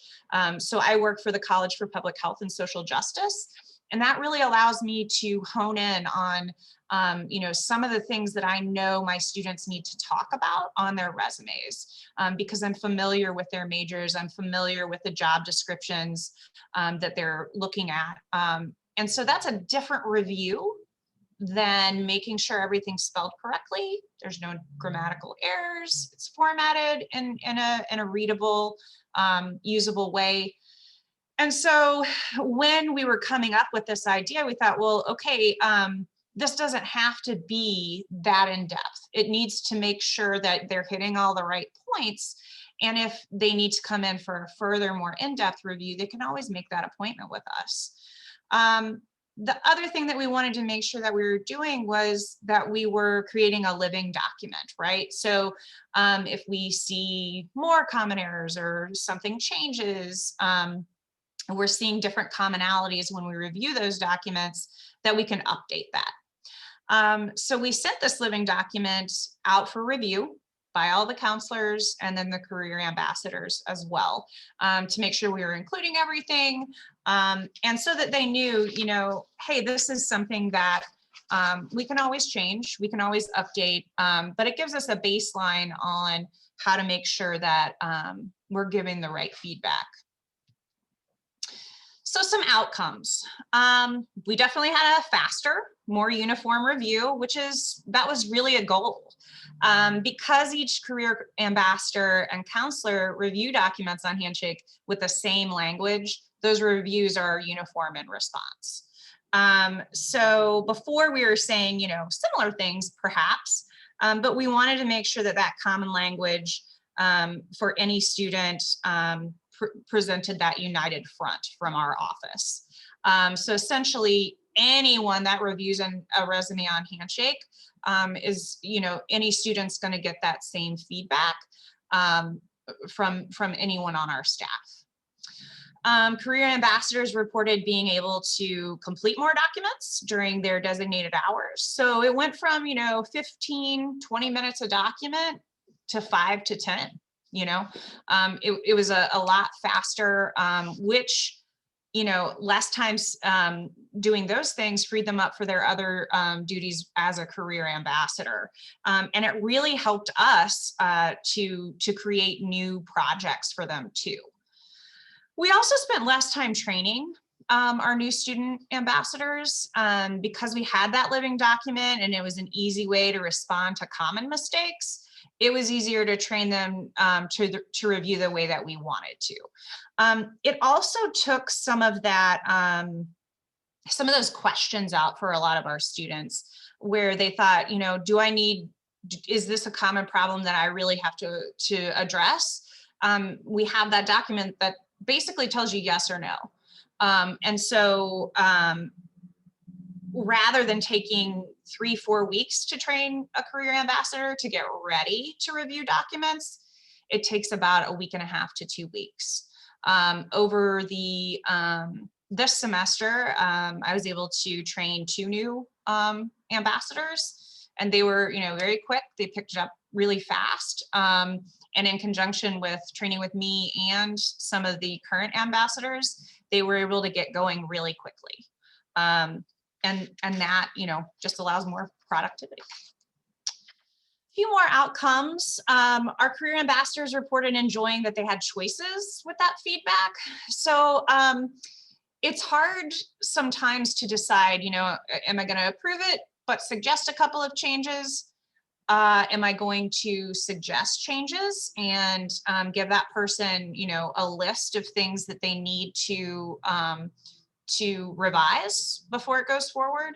Or are there things that are missing? And then, you know, the student really needs to work to get this up to our requirements. So they liked that. It was easier for them, you know, kind of in their minds, it was like a concrete decision. It was an easier decision and choice to make. We also found that they, could review more quickly, as I said before, and they had other opportunities to be career ambassadors. We started asking that they would do a certain number of presentations to student organizations and groups throughout the semester. So each career ambassador is responsible for completing at least 2 presentations a month. That was kind of a big ask since, pandemic and COVID. We kind of wheeled that back. And of course, we're not going to terminate any student that can't reach that goal. But it is a goal, and it is something that, freed them up to research. They could contact organizations. They could think of their own organizations and what they would do to present information to them. They could also, help in a pinch for other things, for our events. They were always excited to help for. We could also do a lot more marketing and promotion with them. I think Corey mentioned earlier about the handshake chair being strapped to our golf cart. They got to drive that around a few times, which they really enjoyed. So they got to do fun things and really represent our office.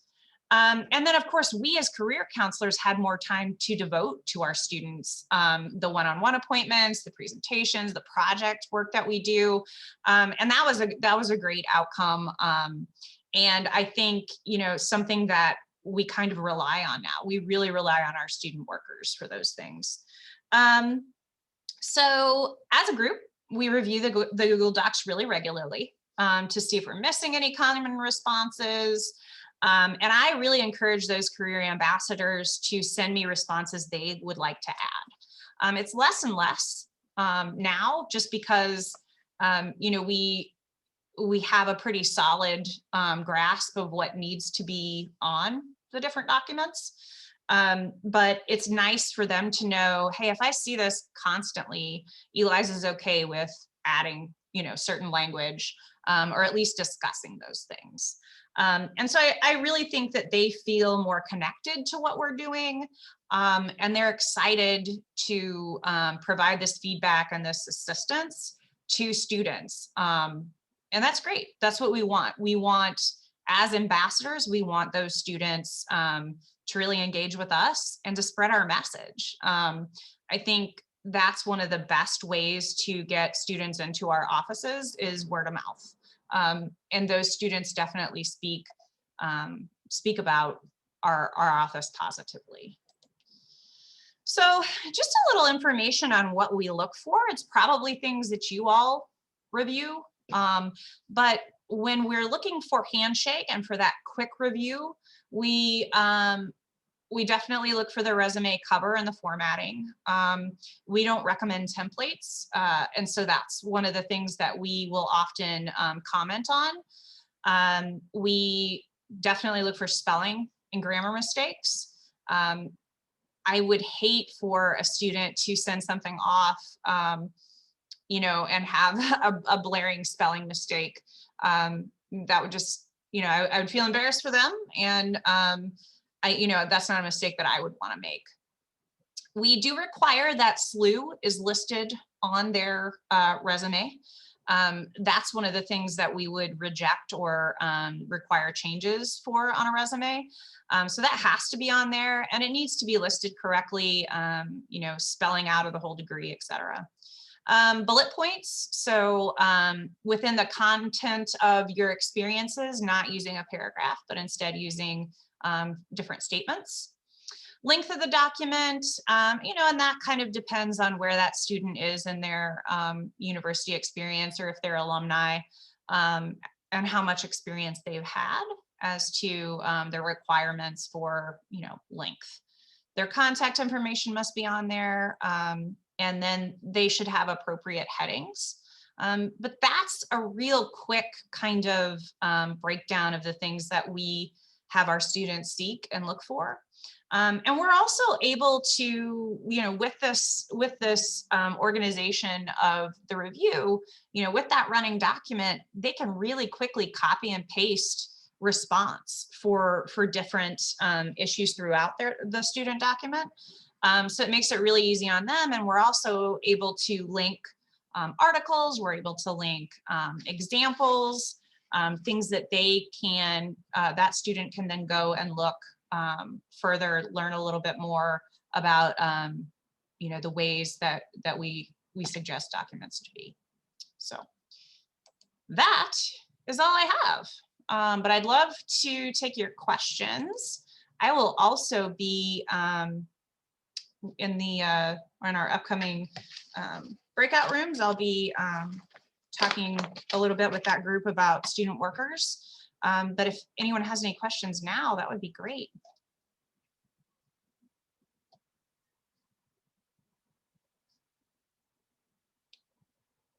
Mm-hmm.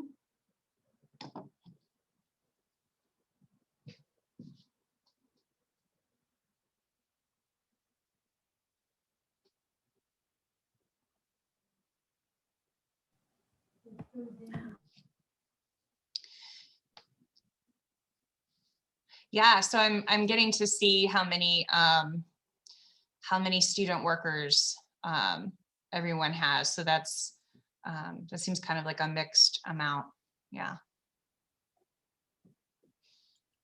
We're pretty lucky in the amount that we get, so. All right. Liza, this is Meg. I'm just curious, what would you, I put it in the chat, but I'm curious, what was your biggest challenge in working with the students or in managing them? I'm just curious kind of what that looked like for you. As far as like with the change and the way that we did things, is that kind of what Either you're? in the change or getting them trained up. I was just, you know, just as if people are thinking on onboarding some student workers and things like that, just things to maybe look out for, or how you handled those kinds of situations. Yeah, definitely with the onboarding, you know, that process did change a little bit because it was such an intense kind of process before, where they really had to learn as we have, you know, kind of extensive feedback. So there was a period of time, say 2-ish, 3-ish weeks to prepare that student, and it really has kind of cut that in half. And so I think that was more of a challenge for those that had been trained initially on what we wanted them to do. And then when we decided to change the process, it was almost hard for a few of them to let that go. Like they would see things and they would say, oh, like I want to comment on the way that they formatted this, or not necessarily formatted the sentence, but the content of it. And we had to kind of continually remind a few of them, hey, that's really, you know, if you think that they need a further review, you can always say, you know, here's our contact information if you want to make an appointment with your career counselor for a more in-depth review. And because we have that common language and some of that response is in there, they can always reach out to our office if they have questions, or if they want a further review. But as far as seeking students, you know, we have a pretty well-written description of what the career ambassador position is. And it's been really great, you know, interviewing them, seeing where they are when they start with us, as far as like what their document looks like, how they maybe initially started like reviewing documents, and then how they've been improved and just really changed as a student worker and for us in career. So. Awesome. Thank you for sharing. Yeah, thank you. Samantha asked if we have any data on resume reviews. Oh, you know, we don't have data on that exact. Samantha asked, do you have any data on the resume reviews that then transferred to meetings with career advisors and increased interaction with career services? I don't know that we have data on that exact question. We definitely have data on the amount of resumes that we are able to now process, and it's increased a ton. Floyd actually might know that. Call Floyd out. But it is, there's so many, we're able to do so much more for our students and process things more quickly.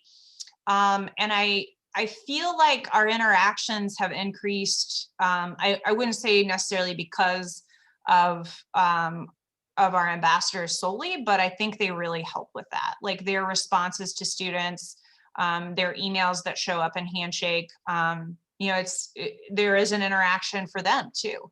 They're talking with students via email who are thanking them for that review, or they're asking questions about that review. And that gives our student kind of ownership and development of their communication skills as well. Let's see. Oh, somebody asked about slides. Yes, we will have slides. Yeah, okay, good question, Carrie. Carrie's asking about reviewing graduate student resumes or CVs. So yeah, we actually kind of considered that when we were first starting the project, or like the revamp of the project itself. We thought, well, should we only have the career ambassadors do undergraduate students? And we definitely threw that idea around and ultimately came to, you know, graduate resumes and undergraduate resumes still require the same things, basically.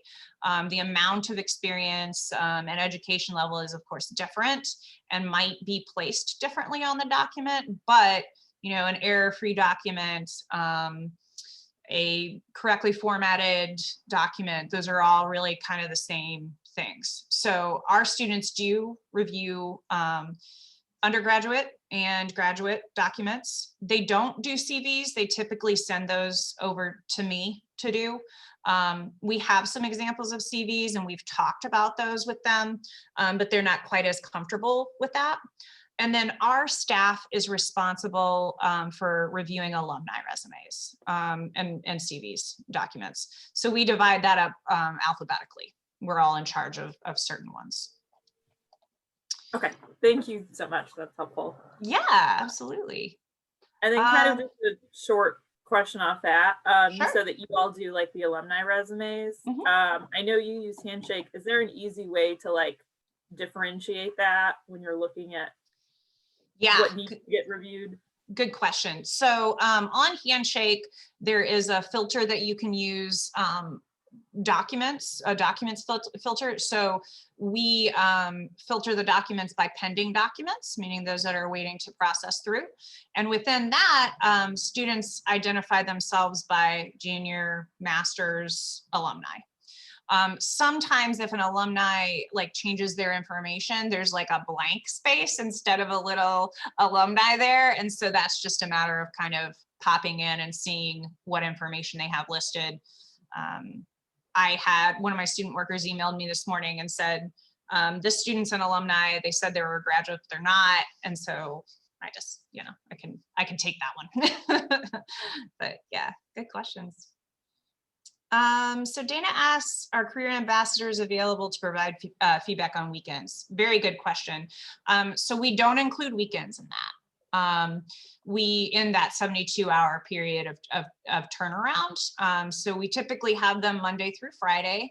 When we were in person, we really enjoyed having them in the space. So they would usually work either on their own laptops or on one of ours to provide feedback. And that kind of really, you know, kept our energy up in the space as well. Since we've gone remotely, we require, you know, hey, please do your 10 hours. And I really give them a lot of ownership on when they do that. But we have them track it Monday through Friday. I would expect some of them do work a little bit on the weekends, but we usually have them track how many documents they're reviewing. And that is definitely something that we track as counselors, how many resume and cover letter reviews we do, and then we require them to do that as well. And I compile that on a Excel sheet, and we keep track of that. Okay, thank you, Floyd. 5,000 plus documents a year. So yes, they get to bake cookies and pop popcorn, and they're way more fun than we are. So it's great to have them around. I don't try not to eat it at all. I definitely do. So.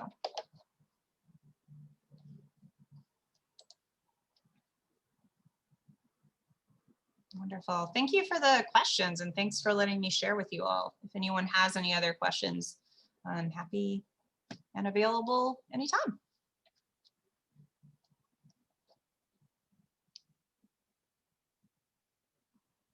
So I have a question, just real quick. Sure, Kelly. We're going through a similar thing. We've already posted for our position. We decided to call it student career ambassadors, but we were throwing around a lot of different names, and I see that you called yours career ambassadors. Do you guys have any thought behind why you chose that name versus any others, or? Not really. I think probably same thing. We probably just did some brainstorming and liked the sound of that. We also, when we advertise it, it's a career ambassador / intern. So we shortened that then, of course, to career ambassador or CA. That's what we call them. I like the sound of the ambassador portion because I think that's really what they are. I mean, they're more than interns for us. They're definitely, you know, supportive, and they have great ideas. I love working with them and coming up with different events and different ways to engage students to get them involved. And I think that is definitely an ambassador position.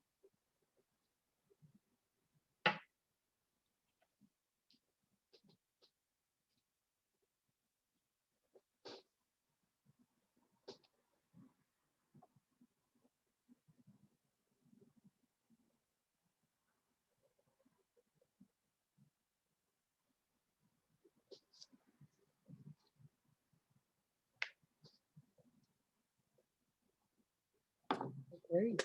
Well, thank you so much, Eliza. I know that there's a lot of wonderful things happening with the way we are leveraging our career ambassadors and student employees in our offices. And this is one way that I think is going to help. I know in our office at Webster University. So thank you for that presentation. Thank you. Perfect. Well, we have a few minutes before our noon breakout rooms. Elizabeth, do we have any announcements or any? We're not doing any. No, right now we're not doing any drawings. Okay. I know there was a lot of excitement about the last couple, so just wanted to make sure that we weren't doing one right before we begin our next session. So I think we can probably start our breakout sessions then, maybe a little early. And give a little bit more time there, as we don't want to be too limited in the 30-minute breakout talks for student engagement, employer engagement, and student employee engagement. Let me share my screen with you all.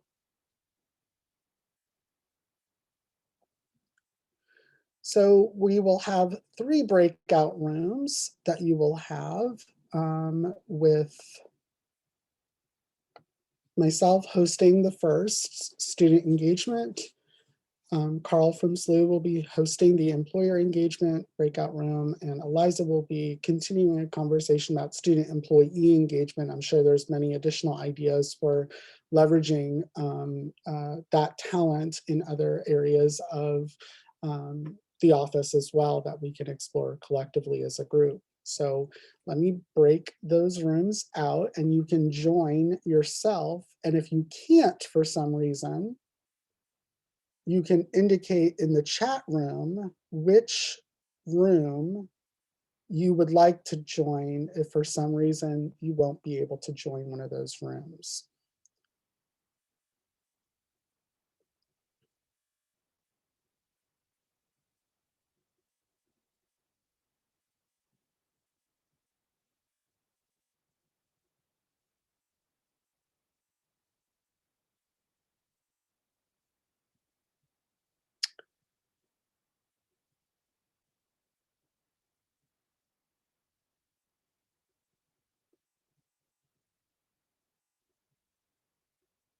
And actually, Elizabeth Ashcraft, I am not sure I can join the student engagement group. It's not letting me join. So if you want to have a sidebar with me quickly about that, that would be wonderful. Oh, she's already in the room.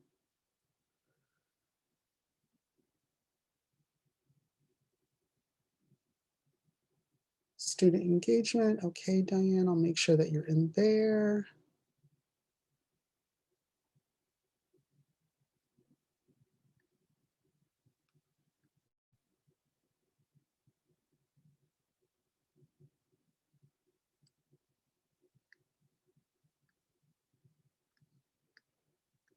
Absolutely, Carrie.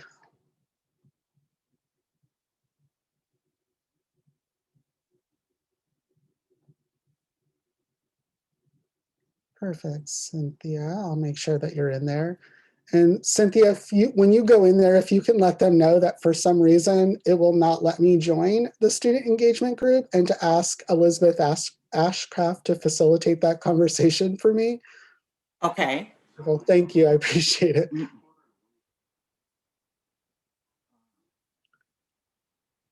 Okay, Katie, I'll make sure that you're assigned to employer engagement.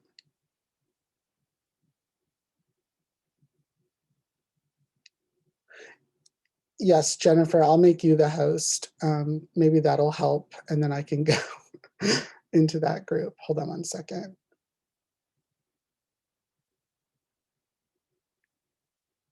And then we come back at 12:30. Week host. Ooh, do you think it's gonna knock people out or keep them in that group? If you make me co-host, I think it won't affect anything. It won't let me make Oh, really? a co-host. It will let me just hand over host privileges, but I don't. It shouldn't matter. You should be able to make me host. It's like if you left the meeting, you would get handed over to. Okay, I'll make you the host. Oh, but here's Elizabeth anyway to help. So. Okay. Hi, I'm back. They were all telling me, they're like, John was trying to talk to you. And I was like, oh, my bad. Okay, well, I'm gonna make Jennifer the host, and then you can rejoin that group. And then I'll join because she can move me to that room, or it'll let me move to the room, okay? Mm-hmm. Okay. I think we just have to have somebody here to maintain it. So. Yeah. Oh, I can stay here. I don't mind either. I was going to offer. It doesn't matter to me. Yeah, I'll do it because you've done everything else. I'll hang out here. Okay. Okay, cool. So you might be able to go yourself, John, but otherwise I'll move you. Please move me. It won't let me. That's so weird. Yeah, it's so So weird. you're student engagement, right? Mm-hmm. All right. Bye.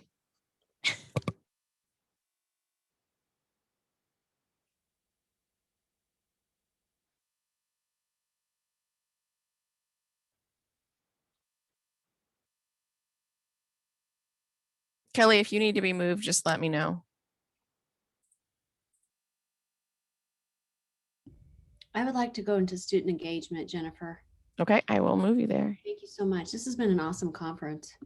It has. I don't have any credit for that, but it has been. Yeah, it's been amazing. Okay, I'm sending you. Thank you.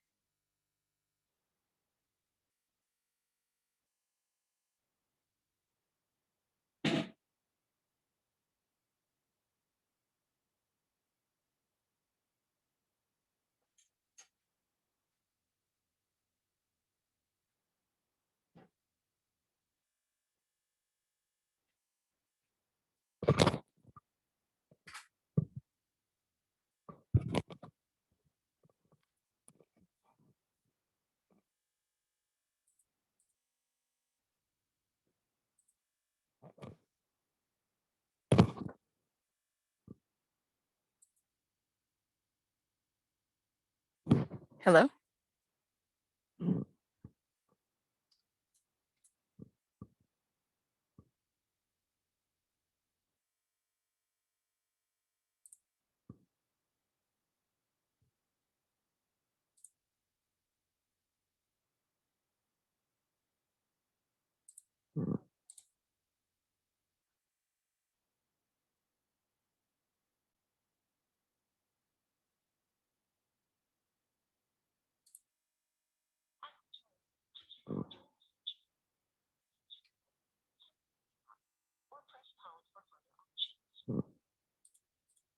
Hi, my name is Jennifer Finney. I was just returning a call about rescheduling our vaccine appointment for next week. We were scheduled for Wednesday and they said something moving to Thursday. We can't do Thursday afternoon. My kids have piano lessons that day. So we would have to look at a different day. But I guess we'll keep playing phone tag or email tag. You can call us at 314-962-3918. Thanks.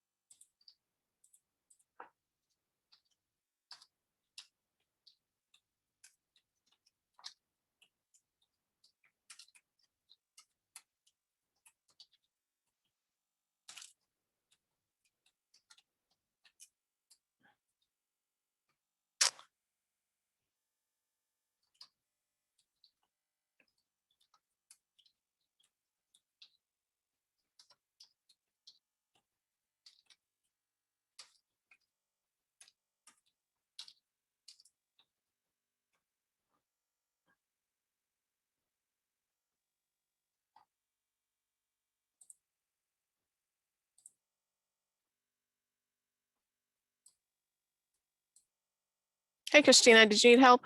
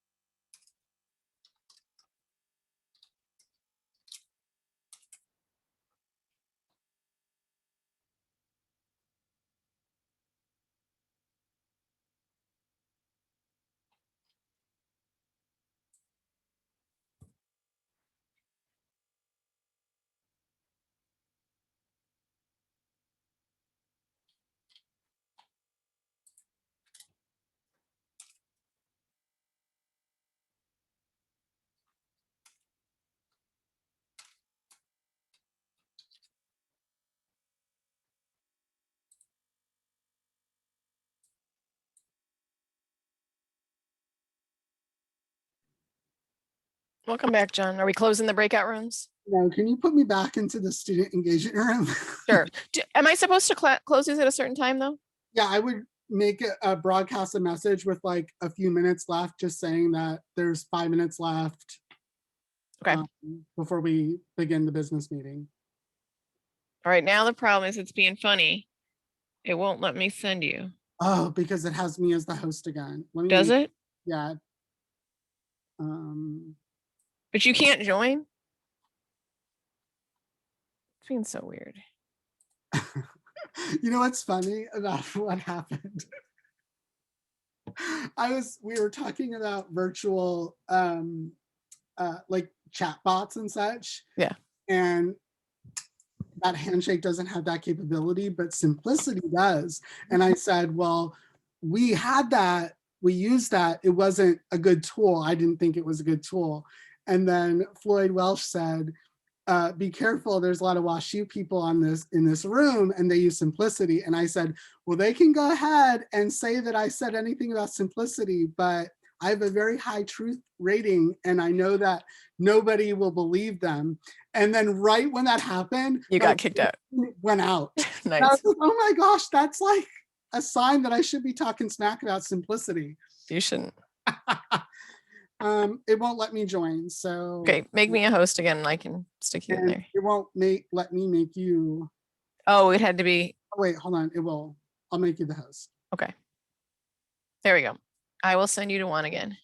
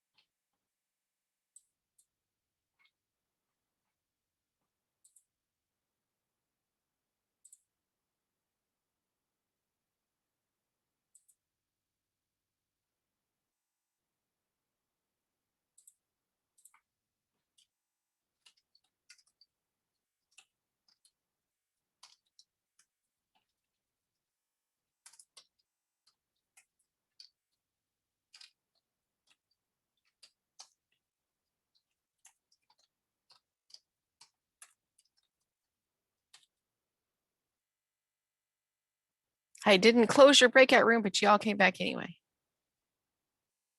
Oh, I thought you were about to. I will in 2 minutes. So you just Yeah. had 2 minutes. So we had kind of wrapped up and had a natural kind of breaking point.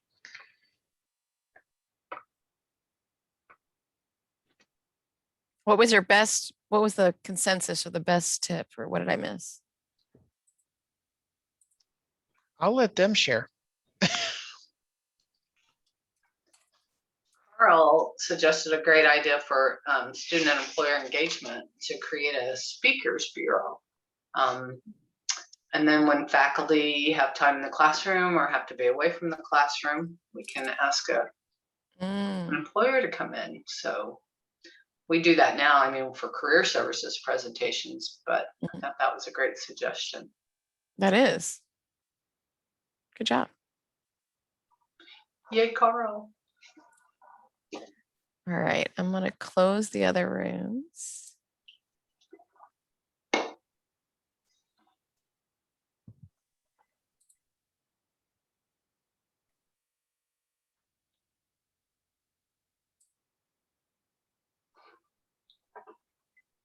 How much do they take you up on that? Or have you done that? Because the problem is convincing the professors to let that happen. Yeah, it's something that just I came up with Okay. in the meeting because we were talking about how to get employers in front of students.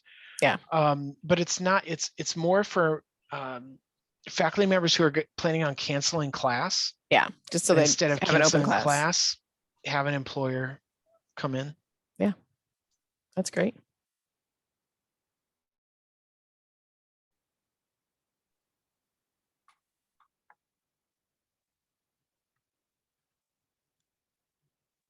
Well, hello, everyone. I believe it is now time for is it time for our business meeting? My agenda just dropped off my screen.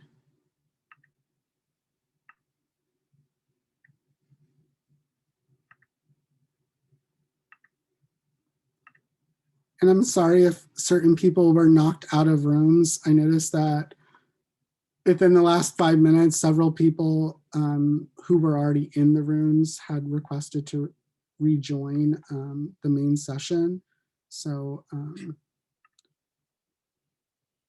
make sure everyone gets in. I will be sharing in the chat box the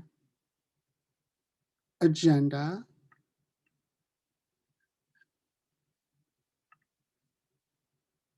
It may be a large file, so if you can't view it or download it,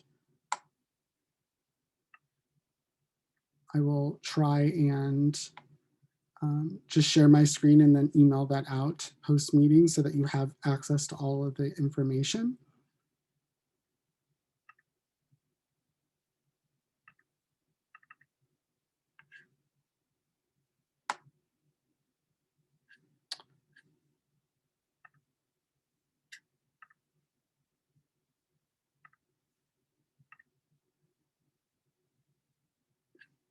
All right. Well, it is 12:32 and I'll call our business meeting to order.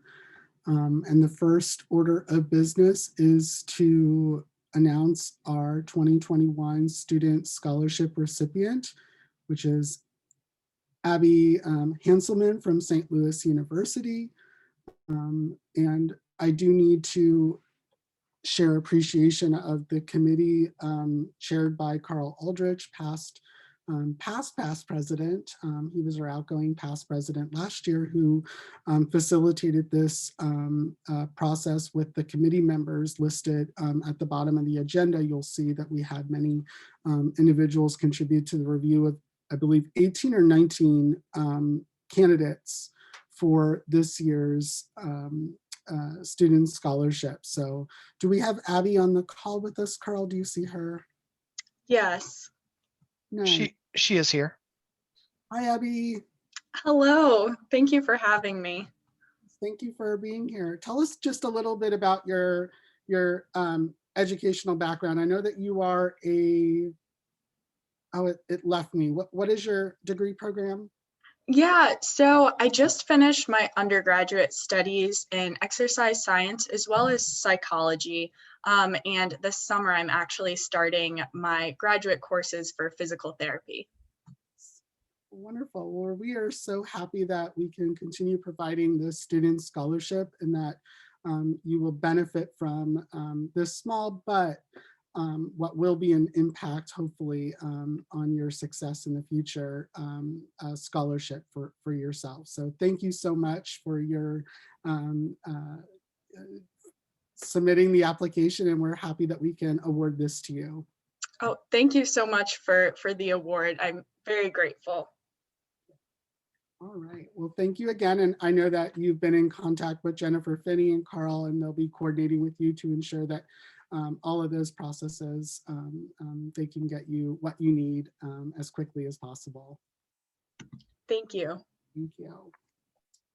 Well, all right, we'll move swiftly on to the next order of business, and that is our secretary's report with Meg Hunt.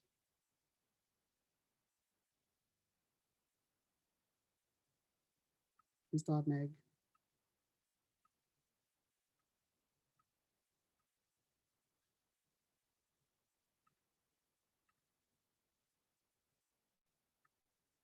Well, included in the agenda is the minutes from our fall 2020 conference.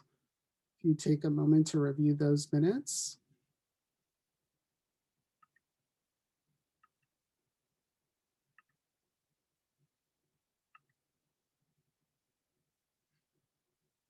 Meg, can you hear me? I'm sorry. Did I? Sorry, I had a emergency student that came through, so I'm a little bit late to this meeting. I apologize, everybody. No, you're fine. An interview coming up and kind of had a little panic attack, so I'm so sorry. Oh, you're good. Students first. They're just reviewing the minutes. The meeting minutes. Thank you.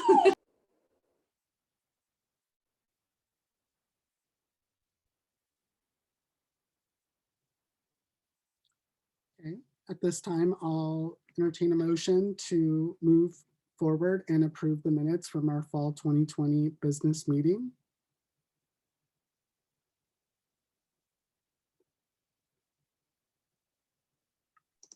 I so move. Second. Thank you. We'll move forward from that. Thank you so much. Next, we have Jennifer Finney, our treasurer, who will give her report and the budget proposal for 21-22. Okay, so this is just the report. It's not too exciting. You can see we are low on our spending since everything's been virtual. Also low on the income since everything's been virtual.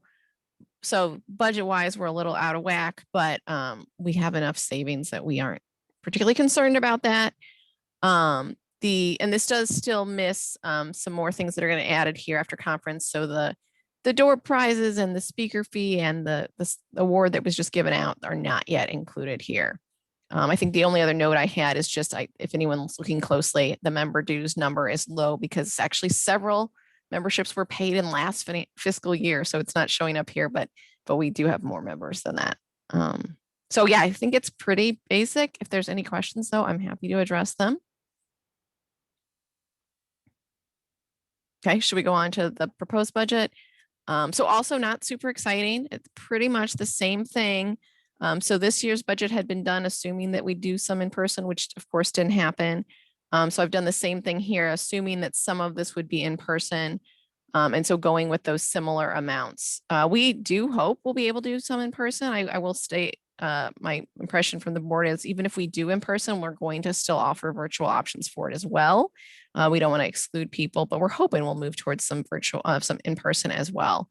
So we'll continue our technology costs that we added in the virtual system, but we'll assume that there'll be some other options there too. Yeah, I don't think there's anything else unusual. It's really keeping it pretty much the same. The change is that tax return, went up slightly, as will happen. So again, any questions on this, any concerns? Otherwise, we'd like to get motions to approve this as our budget for next year.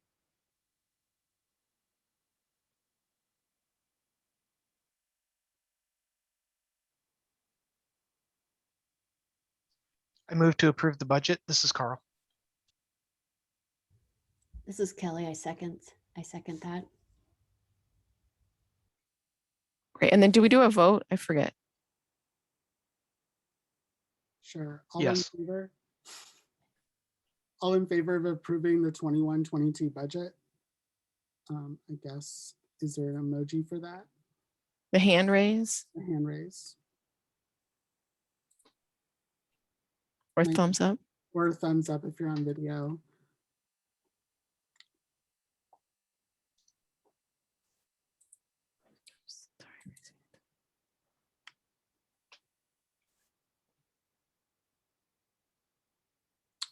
All right, thank you so much. We will next move on to our board and member development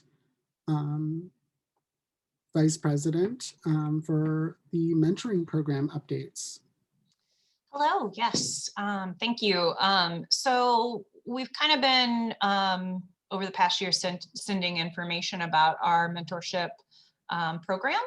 And we did have a few folks interested in being mentors, but really no specific takers for our proteges or mentees. So please know that that's still ongoing, and there's it's a really great resource, a really great way to connect with those within career that are maybe a little more experienced or just have different experiences.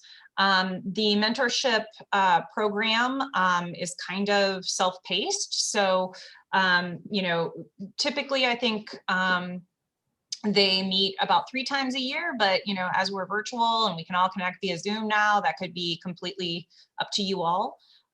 So please know that, you know, you definitely can be a mentor, you definitely can be a protege.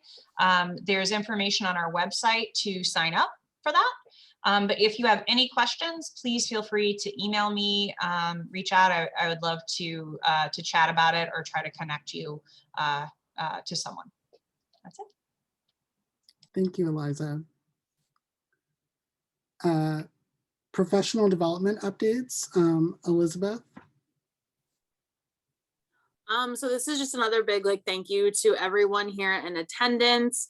We always love doing the GCSA conferences. They're a great learning opportunity and networking opportunity for everyone.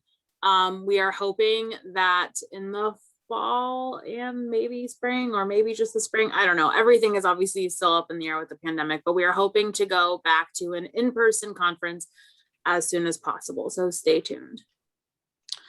Yes, that is the aim, at least spring 2022, providing a hybrid format of virtual and in-person participation. I think that'll be, I think that's a good goal to set, and we'll be able to test the waters moving into the fall and see if there are any concerns that members have. But I think at least giving an option would be suitable for anybody that would prefer to participate virtually, but also be more inclusive of giving others options who may not be able to make it for a full day's worth of activities in person. They can participate online. So we also do anticipate then, once we move back to in person, that we will have registration fees for the conference. We don't know what that will look like, but we know that that's ultimately going to happen. So similar cost structure to what we had prior to virtual conference events. So no more than probably $50 a registration. All right, thank you so much, Elizabeth. Now we'll move into new business. The board over the last several months has been discussing ideas for what GCSA looks like in the future. And we know that a part of that is going to be your cooperation and participation in activities that you would like to see from GCSA in the future. Some ideas that have been floating around for a while now that we wanted to bring to your attention include awards and recognitions, similar to any recognitions that Midwest ACE or NACE or NCDA may be awarding annually. Employer memberships, this was an idea that had been floated around for at least a few years now by Carl, has brought this up a few times, and some others have mentioned this as well. A community discussion board for idea sharing and being more local in mind with our GCSA consortium. And then also some specific newsletter topics that you would like to see regularly communicated by the GCSA board, so that there may be some opportunities to strengthen the overall content in the newsletter. I do want to emphasize that this past year, that was part of my goal to implement a more consistent approach to connecting information monthly So there's been a monthly newsletter, at least since I've become president of GCSA. So I'm always looking for ways to connect relevant information. I know there's opportunities to share information about job postings and some other information or announcements that membership would like the entire GCSA community to be alerted to. But I'm also interested in learning a little bit more about what kinds of activities you would like or information you would like to be featured in the newsletter as well. So this is an open discussion, and what kinds of activities do you think, not just those listed under the future of GCSA, but maybe should be added to the list so that we can further investigate the validity of adding some of these activities to GCSA in the future?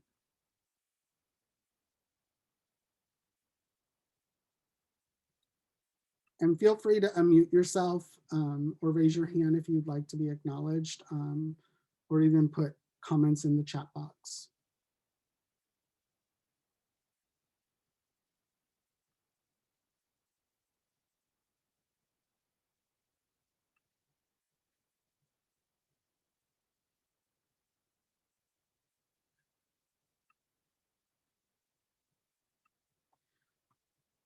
More specifically, the first two were mentioned quite regularly by many members about recognitions outside of just the fall grant to members, but maybe recognizing more career services offices for, say, program of the year, or outstanding contribution to diversity, equity, and inclusion in career services, things that we know that we're doing well, that we need possibly to be recognizing our members for here locally.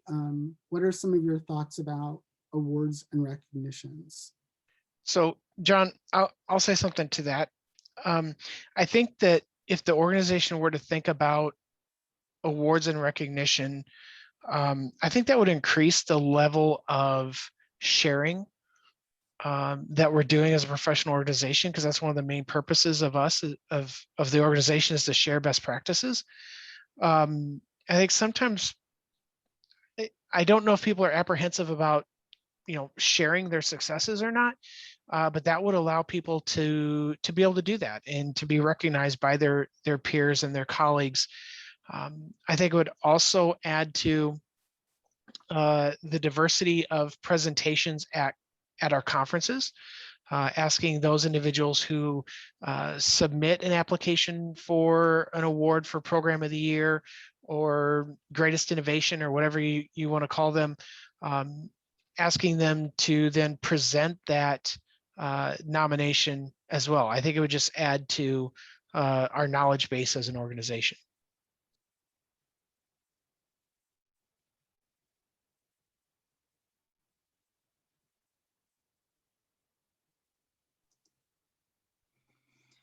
John, this is more, oh, someone else can. I was just thinking this is more on the employer membership side. I don't know that I put enough thought in the membership piece of that, but I do think it might be really neat to involve employers more, and maybe like an employer spotlight, or like new employers to the St. Louis area, just so that we as a group are more familiar with, from different industries. Maybe we would rotate something like that. I think that could help with sharing. I know that sometimes those are, we love our certain employers that we work with, but maybe newer ones to the St. Louis area might be an interesting way to involve employers a little bit more. I like that idea.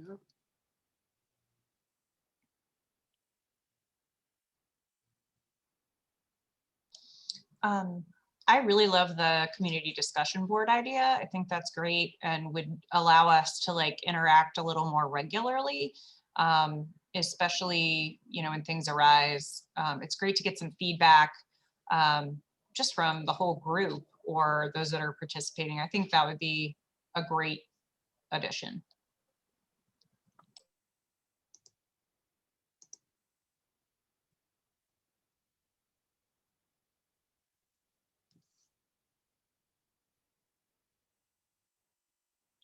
There is a, on our website, the ability to have something more accessible through a,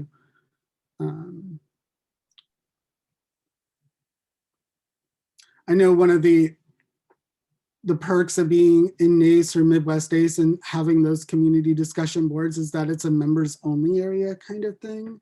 So I know that there is a capability of doing that within our website. It would be more password protected. I don't know if that's just a shared password or what that would look like, but I know that there is a capability of doing that potentially. I see more engagement in the NACE community forum than I do in the Midwest ACE community forum.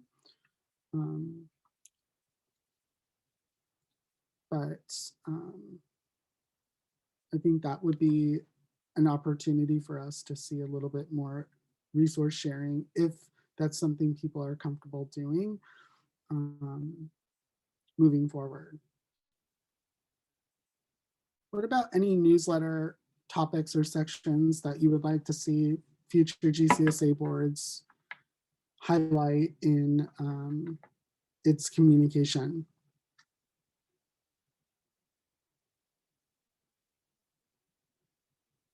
This is kind of going off of what Corey mentioned. I like the idea of an employer spotlight or new employers to St. Louis, the St. Louis region. I think that's, you know, something that could easily be looked at and put into these monthly emails.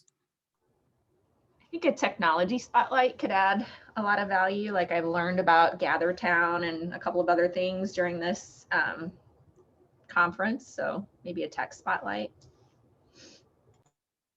Like that.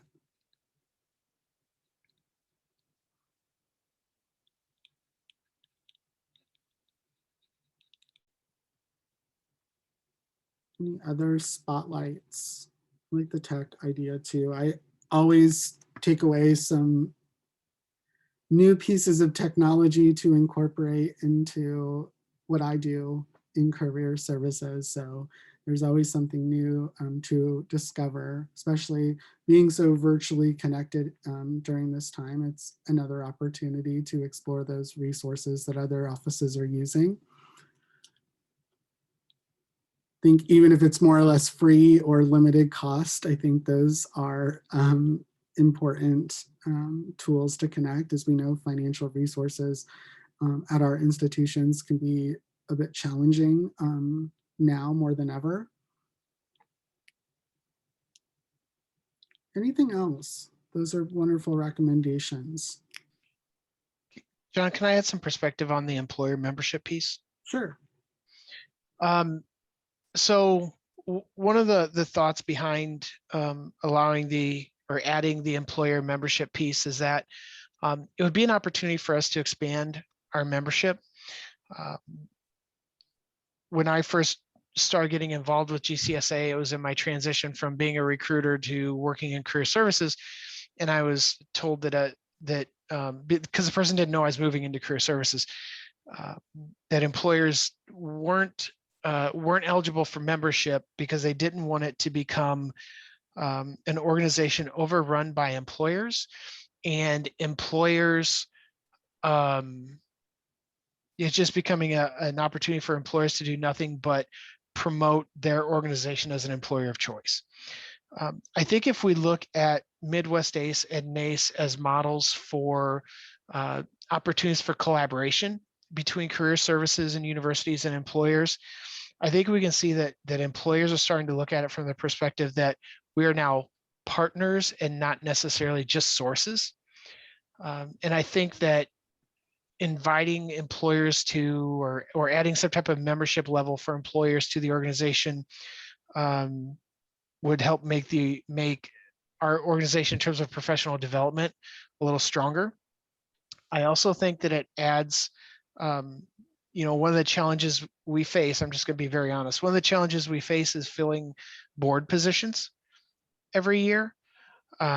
So additional membership gives us additional potential board members and individuals to take on some leadership roles and to get involved that way.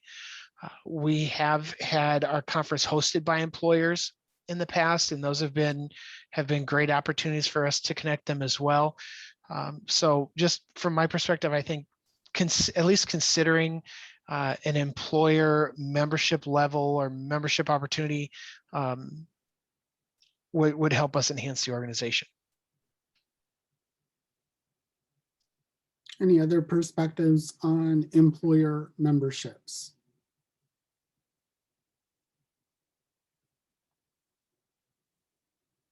Any other ideas thinking about GCSA's future?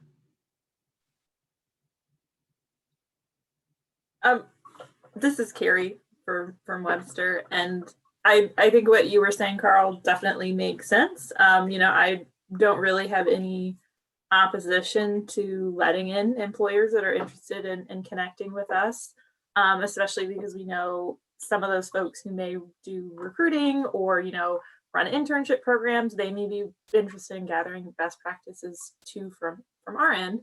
So I think the only thing that I would say is just if that's something that we move forward with is kind of having some clear rules of like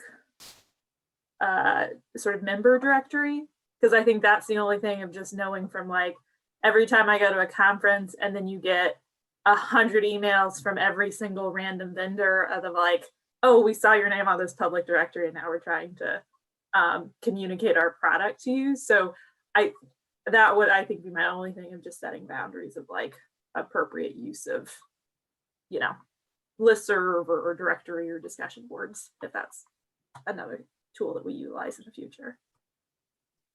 And just one more note, it would require a constitutional bylaws change, so there would be some structure that would need to be developed.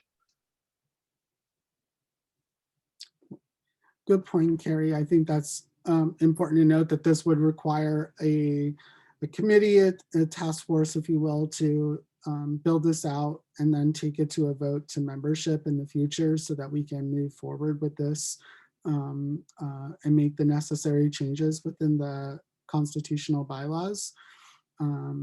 But this is a good starting point to open this discussion and see what this could look like, and that there's support there to at least move forward in exploring this as an option in the future. If you're interested in participating, say, on a committee to build this out, I would be interested in knowing who you are so that we can reach out to you. Is anybody interested in joining this committee or being a part of this conversation outside of this space?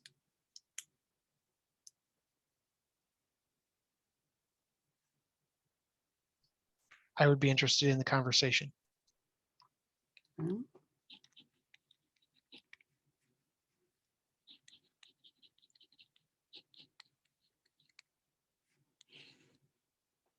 Who else? I'm not gonna let you hang out by yourself, Carl. So you can, I'd be happy to talk about it too. I would also appreciate taking part in that conversation as well. I'd be happy to serve.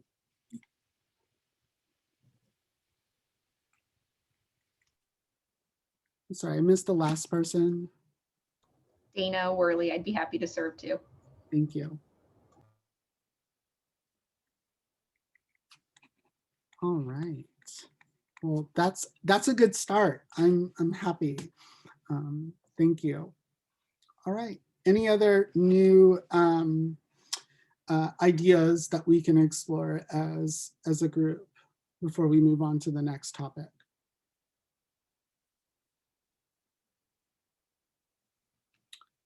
All right. So we have elections approaching and the process begins today, and we will follow up with communication about opening nominations for 2 positions on the board, or 3 positions: president-elect, vice president for board and member development, and vice president for professional development. We will begin with opening nominations for president-elect.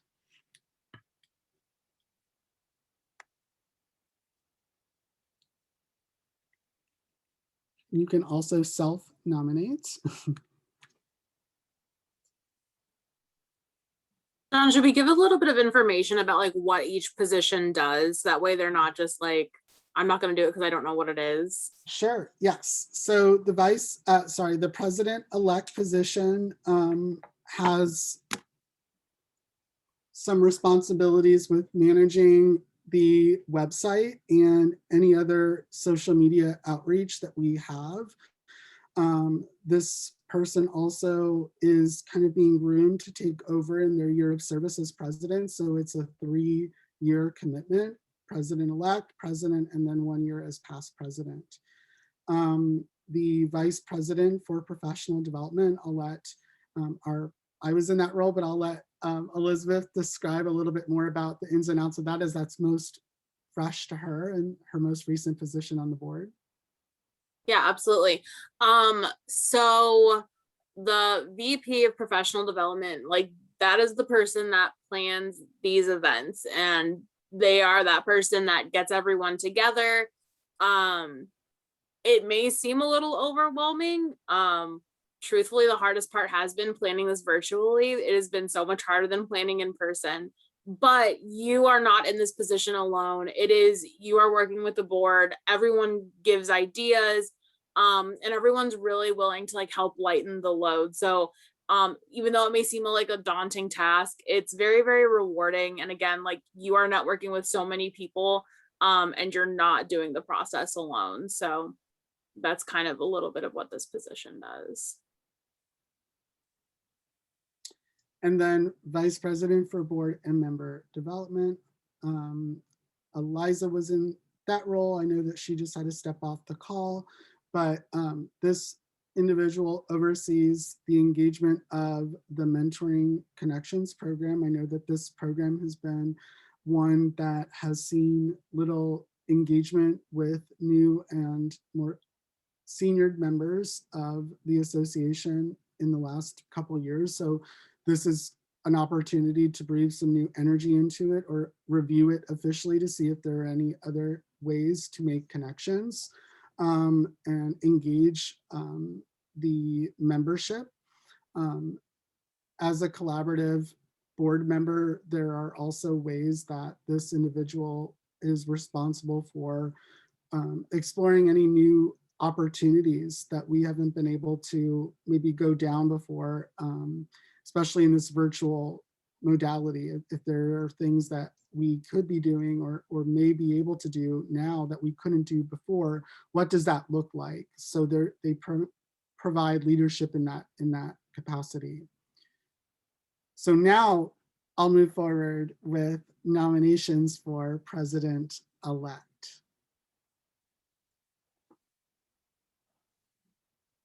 And you would get to work alongside with myself, which is a treat, and Elizabeth Ashcraft, which is an even bigger treat, of course. So you will be taken very well care of.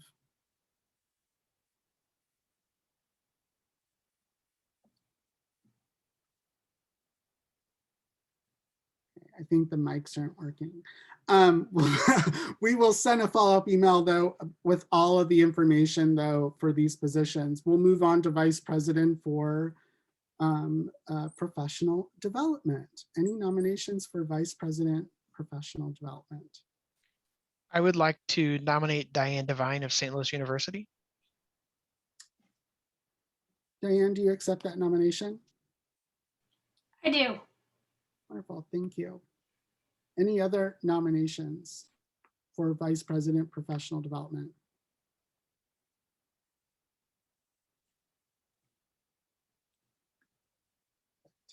All right, we will move forward to Vice President for Board and Member Development. Do I have a nomination for Vice President for Board and Member Development?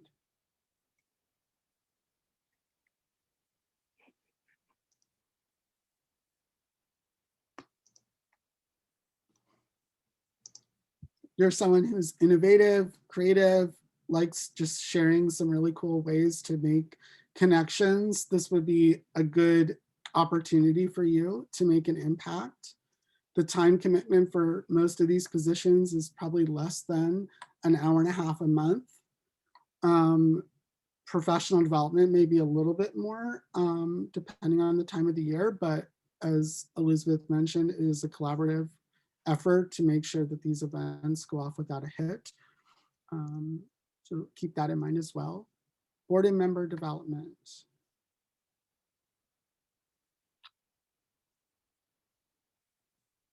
Good. Well, we will give you a long runway and communicate with that, what the election timeline is in a communication next week. And we'll open that up to all GCSA members so that they can self-nominate or nominate someone that they believe would be a good fit for those roles that we have open. I do appreciate any leadership that you can provide during this time, and any way that you want to get involved, even if it's committees that you think could be better suited in the new idea areas, like we established today on this call for the employer membership exploration as a membership option. Please bring that to my attention. I'm happy to bring that to the board's attention at our May meeting. That's quickly approaching. So I'll follow up with you all next week on those. All right. Announcements. Any announcements anyone would like to share with membership? Yes, John. Go ahead. Hi, this is Floyd from St. Louis University, and we have 2 staff openings. And I just put the job posting in the chat. So if you know of anybody that would make a great candidate, please forward that to them. They're also free to reach out to me via LinkedIn or direct email if they have any questions or want to chat. So thank you.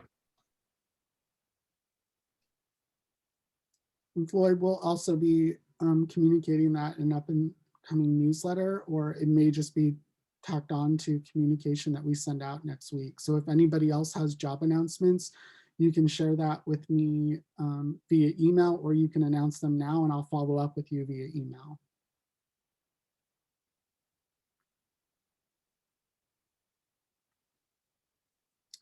Any other announcements?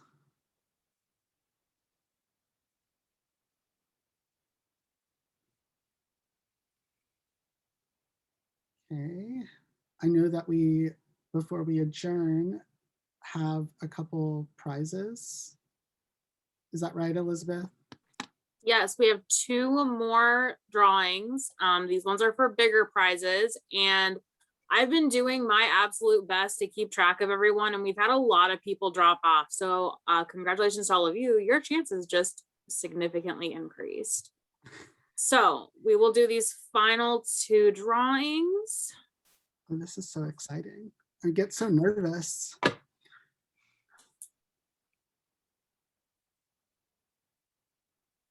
Okay. Katie, hopefully you're on the call.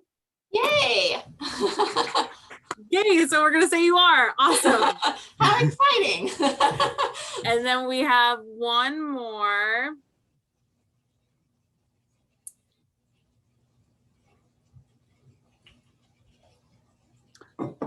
Carl. Congratulations. Yeah, I'm here. Thank you. He's still here. Yay. Yay. So those are all of the drawings for today. Congratulations to all of our winners. I will be reaching out to you soon with more information. Perfect.